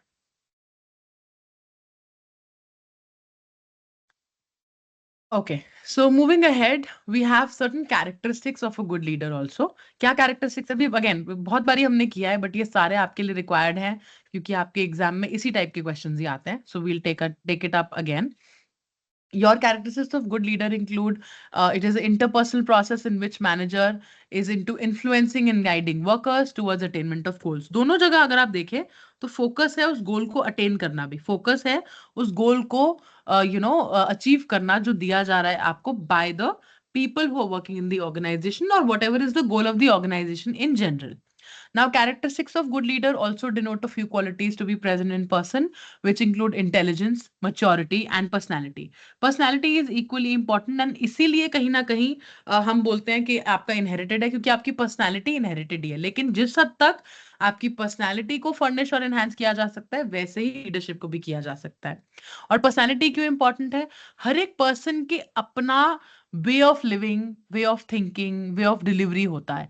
आपकी हर एक इंडिविजुअल की अपनी maturity होती है कि वो कैसे चीजों के साथ डील करते हैं.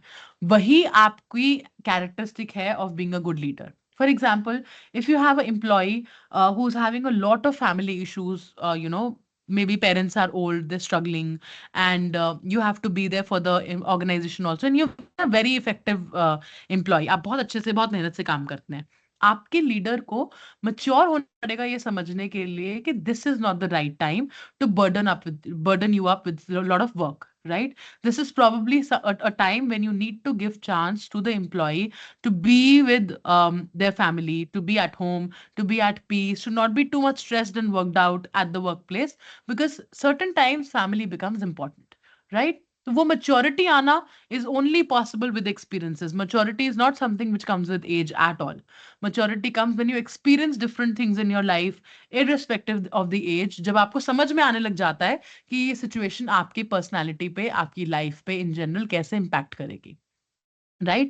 Then it is also a group process. It involves 2 or more people interacting with each other. So communication is very important.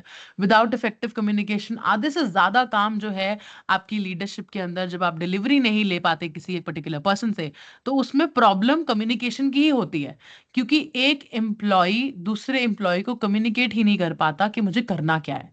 For example, जब हम HRM में भी बात करते हैं, let's suppose when a person is hired, आपने देखा होगा उनको एक लेटर ऑफ इंटेंट मिलता है. What is my intent to hire you in this organisation. उस इंटेंट के अंदर आपके बेसिक काम लिखे होते हैं that you need to be performing in the organization, but that often does not include other tasks जो आपके वर्क प्लेस के rules regulations, unsaid rules regulations है. ठीक है, एक तो बेसिक रूल्स रेगुलेशन है, what time you have to come and what time you have to go, but और क्या आपको फ्लेक्सिबिलिटी मिलती है, और क्या आपके लिए अडहरिंग करने के तरीके हैं, दैट नहीं ये तो करना ही है. लाइक कुछ ऑर्गेनाइजेशन में इस डिस्पाइट द फैक्ट अगर लिखा हो कि आपकी वर्किंग 9 to 5 है, ये एक्सपेक्ट किया जाता है कि आपको रुकना ही है, आपको एक्स्ट्रा काम करना ही है, आपको अगर कुछ डेलीगेट किया गया है आप उसको खत्म करे बिना नहीं जा सकते, राइट? तो अगर आप एक ऐसे पर्सन हैं जो बाय द रूल बुक चलते हैं, that you don't understand anything which is abstract in nature, जिसको क्लियरली नहीं लिखा गया, आपको ऑफ कोर्स प्रॉब्लम होती है. You are not able to understand that. And lot of these things in organisation are never written in any kind of rule book, कि ये rule book की तरह नहीं लिखा जाता कि ये ऐसे परफॉर्म करना है या यही करना है, राइट? सो उस पर्सपेक्टिव से, उस पॉइंट ऑफ व्यू से बहुत जरूरी है उस लीडर का या उस मैनेजर का ये सारी छोटी छोटी चीजों को डिलीवर करना to the team members, to the new members और टू द एग्जिस्टिंग मेंबर्स, ताकि आप वो सब कर पाए, राइट? फॉर एग्जाम्पल, अगर मान लो आप एक किसी और कंपनी में पहले काम करते थे, which was very chill, which was very like a very easy company. You could come probably in your shorts or your slip-ons and come and work and leave any time. इतना कुछ pressure वाला काम नहीं होता था, right? And let's suppose now you have change the company और आपने कहीं ऐसी जगह काम किया है जहां पे अगर आप लंच टाइम में 1 से 2 मिनट भी एक्स्ट्रा लगाते हैं, so that is being noted that why are you spending this much time relaxing. What does that mean? अगर ये चीजें, ये कौन कम्युनिकेट करेगा? कहीं लिखा नहीं होगा ये कि नहीं आप लंच टाइम सिर्फ आधे घंटे का करोगे, उससे 1 मिनट ऊपर नहीं होना चाहिए. ये कोई भी चीजें लिखता नहीं है. लेकिन अगर आपका लीडर आपको इन बेसिक तौर तरीकों पे जो आपसे एक्सपेक्टेशन रखी जा रही है उस कंपनी के अंदर वो नहीं बताएगा, तो आप वैसे काम नहीं करेंगे.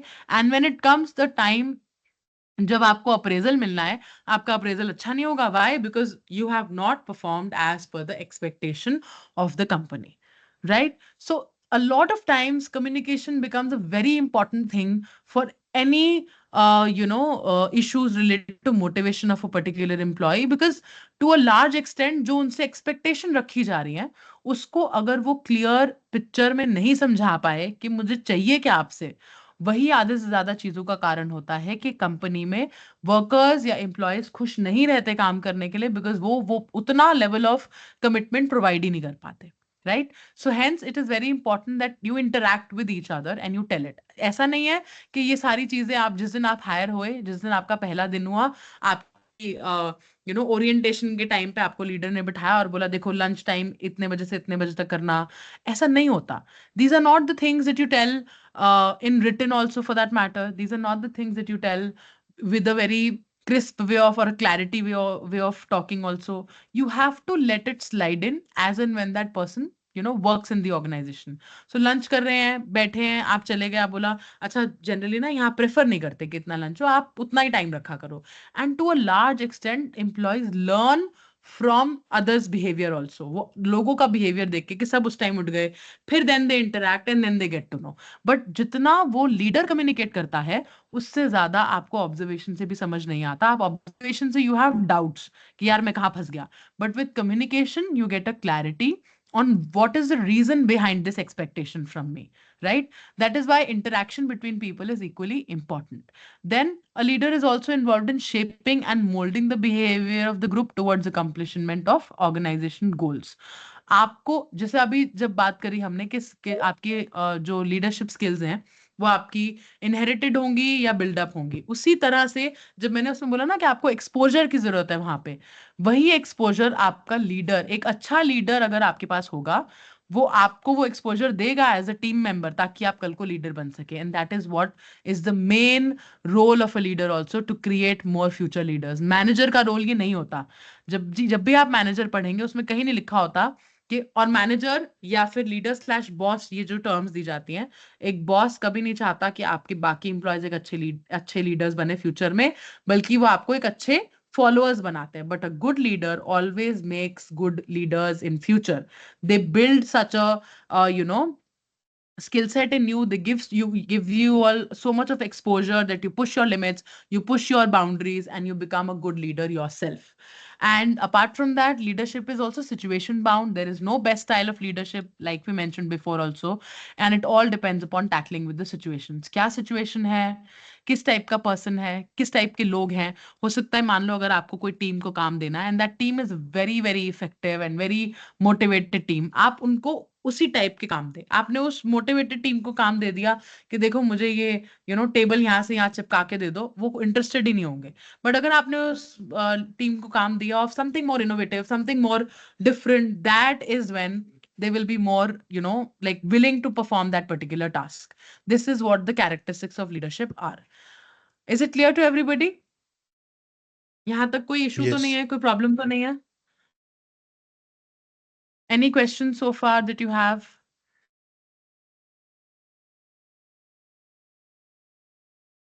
Any questions related to these topics so far? No, ma'am. No questions. No questions. Okay. इसके अलावा I was thinking to start the theories of leadership probably in the other class, but अभी तक जितना हमने cover किया उसके अंदर आपके different examples in terms of definitions हैं leadership के that you can cover. You can cover different types of nature of leadership. I'm going through the SLM now. कि अगर आप SLM खोलेंगे आपको वहां से कौन से टॉपिक अब तक कवर करने हैं, which means when we all meet in the next class we can start from thereafter, right? Then उसके बाद हमने डिस्कस किया about the difference between a leader and a manager, and leadership versus business living भी in general we've taken a lot of examples which can be taken up in this also, कि emotional intelligence क्या है, self reflection क्या है, work life balance क्या है. अच्छा, एक और important point which I forget, which I did not mention before, अगर आप देखें, stress management is one of the very important aspect in any organization, and stress is the only thing which is constant in organization. होगा ही होगा, right? काम है तो भी stress होगा, काम नहीं है तो भी स्ट्रेस होगा. तो उस केस के अंदर एक लीडरशिप का जो रोल है वो स्ट्रेस मैनेजमेंट और वेलबींग को इंश्योर करना भी होता है. ताकि एम्प्लॉय उस ऑर्गेनाइजेशन में खुश हो, सेटिस्फाइड हो, उन्हें प्रॉब्लम नहीं हो। और इन सब के करने का कारण क्या है? If a company has people in your organization, have employees in the organization who are motivated and satisfied, it will increase the efficiency of the people, it will increase the work life balance, it will reduce any kind of absenteeism that is happening, it will also impact on the turnover of the organization and lot of other areas. So basically leadership all in all आपकी overall organisational की functioning पे काम करता है, उसको overall develop करता है ताकि आप अच्छे से कोई भी काम जो आपको कंपनी के अंदर करना है, उस एम्प्लॉय को करना है, उसे अचीव कर सके in a much effective manner, right? Now in future in the upcoming class also when we'll talk about leadership, मैं एक बेसिक बैकग्राउंड दे देती हूँ, then we'll talk about different types in the upcoming classes. Leadership के बहुत अलग अलग types थे। जब लीडरशिप की बात की गई या जब थ्योरीज की बात की गई, it started from way back in terms of early theories also. So early theories जो है वो बहुत टाइम पहले निकली, एक तरह से ये समझने के लिए कि किस तरह से डिफरेंट लीडर्स होते हैं, उनके ट्रेड्स क्या होते हैं, उनको कैसे अंडरस्टैंड किया जा सकता है, उसमें अर्ली थ्योरीज का काम था। अर्ली थ्योरीज ज्यादातर फोकस करती थी आपके क्वालिटीज पे, एक पर्टिकुलर पर्सन के बिहेवियर पे, उनके डिफरेंट टाइप्स ऑफ ट्रेड्स पे। इसीलिए ट्रेड थ्योरी भी अगर हम देखें, जब हम लीडरशिप की थ्योरीज में बात करेंगे, वो एक बहुत इंपॉर्टेंट थ्योरी बोली गई way back in the just a minute just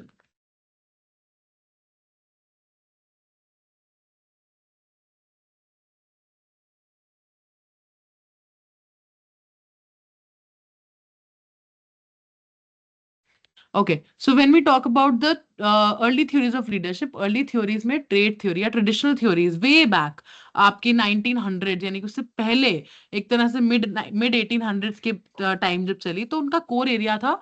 और वो पुरानी थ्योरीज मानती यही थी कि एक लीडर बॉर्न होता है, डेवलप नहीं हो सकता। ये ओल्ड थ्योरीज है, जो पुरानी थ्योरीज था, उनका फोकस यही था। उसके अंदर उन्होंने जनरली यही बोला कि अगर कोई भी लीडर है जिसने इमर्ज होना है, जो जब बनना है, तो आपका वो नेचुरल एबिलिटी होगी, एक नेचुरल ट्रेट होगा। ऐसा नहीं हो सकता कि आप एक्सपीरियंस से, एक्सपोजर से उसको सीखेंगे, राइट? ट्रेड थ्योरी जब भी आई, उन्होंने ट्रेड थ्योरीज ने कुछ हद तक पर्सनालिटी के ऊपर फोकस किया कि आपकी पर्सनालिटी जो है वो लीडरशिप बताती है कि कितनी अच्छी है, कि आपकी कितना इंटेलिजेंस है, कितना आपके अंदर कॉन्फिडेंस है, कितना आप इंटीग्रिटी कितनी है, कितने करिज्मेटिक हैं। इन्हीं चीजों से आइडेंटिफाई होता है। तो जिसमें है वो लीडर है, जिसमें नहीं है वो नॉन लीडर्स हैं। तो ये पुरानी हमारी ट्रेड थ्योरीज थी जिन्होंने तो, लेकिन हर थ्योरी ने टू अ लार्ज एक्सटेंट इसी को क्रिटिक किया कि आप लर्निंग को, यानी कि अपने एनवायरनमेंट को नहीं भूल सकते। आपने भी, अगर आप अपने आप को देखो एज एन इंडिविजुअल, अगर आप असेस करो what you were probably 5 years back, आपने बहुत हद तक चेंज किया है, राइट? ये जितनी भी आपके अंदर ट्रेड्स डेवलप हुई होंगी, या मान लो if you are too good a speaker, अगर आपको क्वेश्चन करना पसंद है, अगर आपको बात करना पसंद है, अगर आप लोगों के साथ, जस्ट अ मिनट,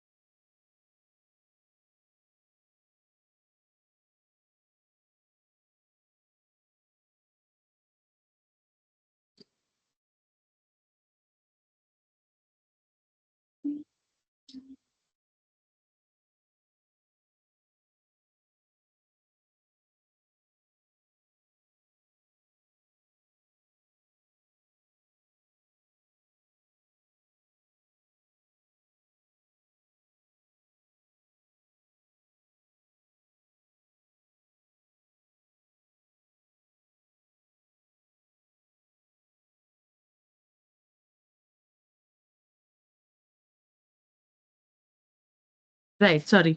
सो जो आपके लीडर्स होते हैं वो इन वे दे आर पुरानी थ्योरीज ने यही बिलीव किया दैट आप सिर्फ और सिर्फ जो है उनकी नेचुरल ट्रेट्स क्या हैं, उनके जेनेटिक ट्रेट्स क्या हैं, उसी के बेसिस पे आप बता सकते हैं who is a leader and who is not a leader. जबकि अगर आइडियली देखा जाए, the role of environment that you have born and brought up with, जो मैं आपको बता भी रही, जो एग्जांपल दे रही थी बेसिकली, कि आप पहले क्या थे पिछले 5 साल 10 साल पहले, और अब क्या है, अगर आप देखें मेजोरिटी उसका जो रोल है वो दिया जाएगा आपके एनवायरनमेंट को, यानी कि जिस एनवायरनमेंट में आप पले बड़े, जो आपको एनवायरनमेंट मिला, उसने आपको एक तरह से पुश किया to go towards different limits of your own. आप किस तरह से आपने काम करना है या क्या अचीव करना है, उसकी तरफ आपको ज्यादा फोकस दिया गया। So as and when different theories came up, so trait theory के बाद जैसे बिहेवियरल थ्योरीज भी आई, देन आपकी कंटेम्प्रेरी थ्योरीज आई, कंटेम्प्रेरी थ्योरीज के अंदर और नई टाइप्स ऑफ थ्योरीज आई। जैसे मेजर थ्योरीज तो हमारी थी कि जो प्रोमिनेंट थ्योरीज है that is being transactional and transformational, उसके अलावा आपकी आई कंटेम्प्रेरी, जिसमें बोला गया है करिज्मेटिक लीडरशिप होता है कि उसका करिज्मा क्या है। जैसे अगर आप देखें, if you have any one particular role model, think about your role model, जो जिस तरह से वो बात करते हैं, जिस तरह से वो अपने आप को कैरी करते हैं, जिस तरह से वो अपने आप को कम्युनिकेट करते हैं, अपना काम कम्युनिकेट करते हैं, लोगों के साथ डील करते हैं, वो आपको बहुत अपील करेगा if you are being more of charismatic leadership, right. और ये सारी चीजें एक तरह से इस एस्पेक्ट से दूर लेके I that we can not only focus on leaders being made, leaders being born, but other traits that how leader can work into complex situation, how leaders can learn. So जैसे हमने beginning में one of you mentioned about critical thinking also. Now critical thinking as a trait is not something you are born with. एक बच्चा critical thinker नहीं होता, but उसका environment उसको कैसे क्रिटिकल थिंकर बनाता है वो जरूरी होता है, and that is why critical thinking becomes the important trait for leadership also, right. So we will talk about these different theories that there are that exist in the topic of leadership also, like it's mentioned here also. You have early theories जिसके अंदर आपकी trait आती हैं, early से भी थोड़ा पहले we have great man's theory also, great man's leadership theory जिसे बोला जाता है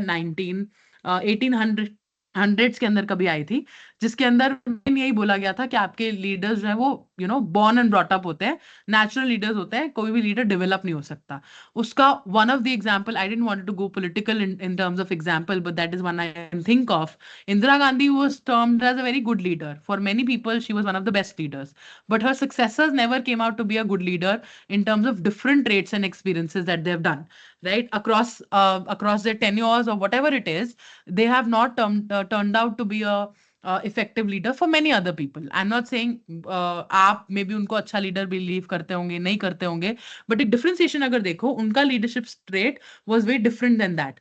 अगर ये जेनेटिक होता, अगर ये नेचुरल होता, अगर ये हेरिडिटी से होता, so things would have been different. So ये ग्रेट मैन थ्योरी से आगे आते आते कंटेम्प्रेरी में इसी चीज के ऊपर फोकस किया कि लीडरशिप ज्यादा आपकी ऐसी ट्रेट है जिसको आप डेवलप करेंगे, जिसको आप बिल्डअप करेंगे in your life. It is not something which will depend on only and only on the fact कि आप जेनेटिकली आपके घर में आपके और लोग कितने अच्छे लीडर हैं या नहीं है, एंड उसके अकॉर्डिंग आपके अंदर वो ट्रेट होगा या नहीं होगा। So this is what we will cover in the upcoming theories also. I'm not going ahead with any other theories of leadership right now. I'll pause here, but what I would want all of you to do before the next class, if you can, take any one leader of your liking, of your choice, preferably not a political leader. It could be somebody who's worked very well in any corporate house that you know of, maybe a Google CEO, if you want to talk about maybe Satya Nadella, or maybe Ratan Tata for that matter. Maybe take Azim Premji, or you can take Indira Nui also for that matter, any other leader. So any of the leader that you think you can think of, उन leadership की अगर आप online जाएंगे, if you go on YouTube also for that matter, read their और listen to their videos, listen to their speeches that they've given. वो किस तरह से बात करते हैं, वो किस तरह से डिलीवर करते हैं, क्या उनके उनके बोलने के अंदर जो कॉन्टेक्स्ट होता है वो क्या होता है। एक बारी go through them, take any one leader. So in the next class, before we start with the topic, we would want you all to first have that one leader in mind, then हम उसके ऊपर discussion करेंगे, and then we'll move ahead. I hope this is not a very difficult task for you all. No, ma'am. Yeah, ma'am. No, ma'am. Right? So you're all postgraduate students. If you can write also something related to it.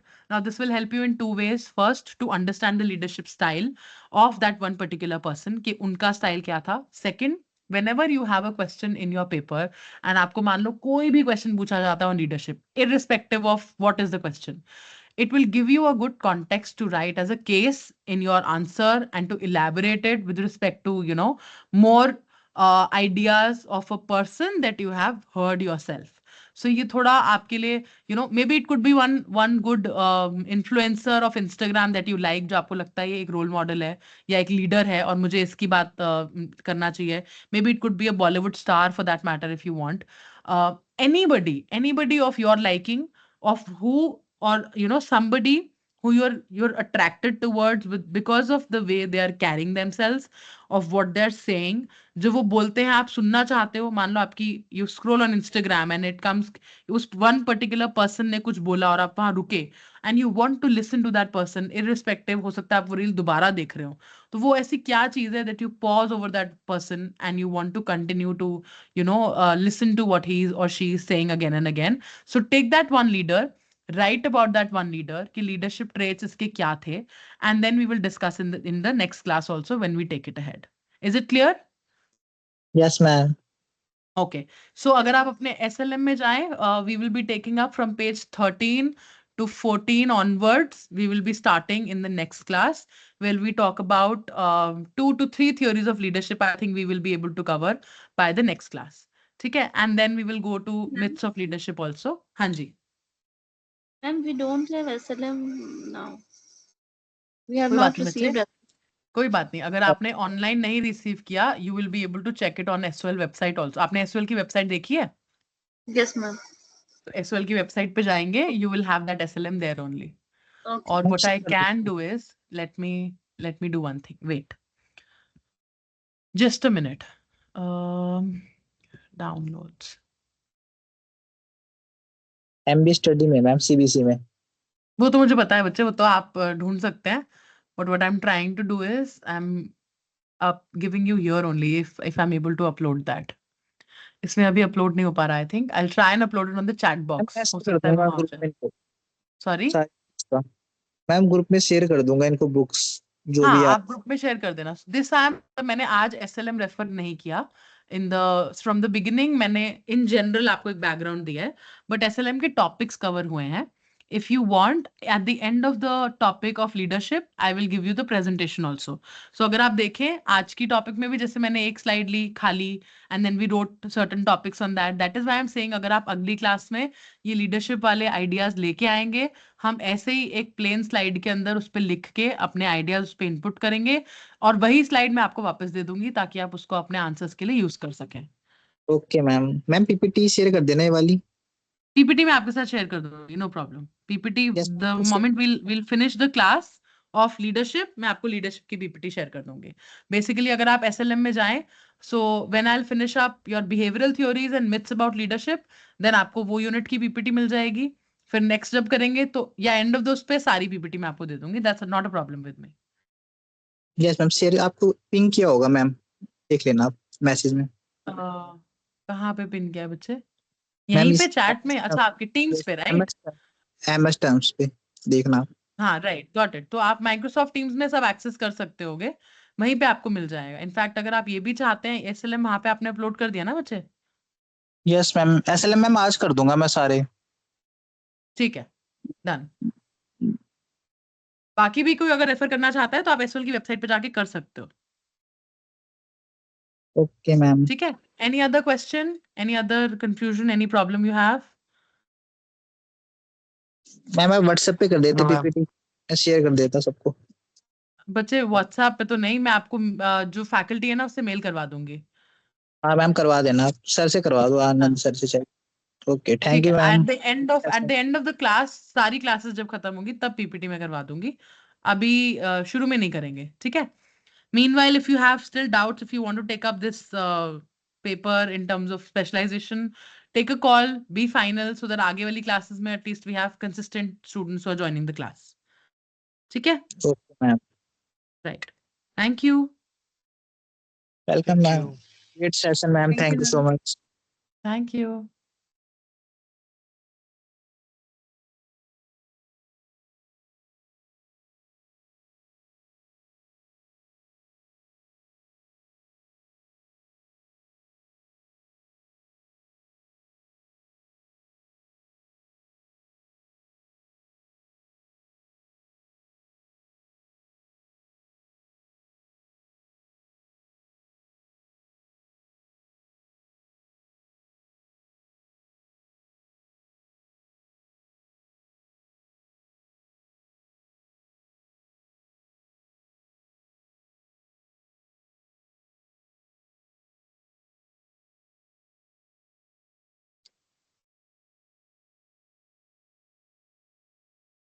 Hmm,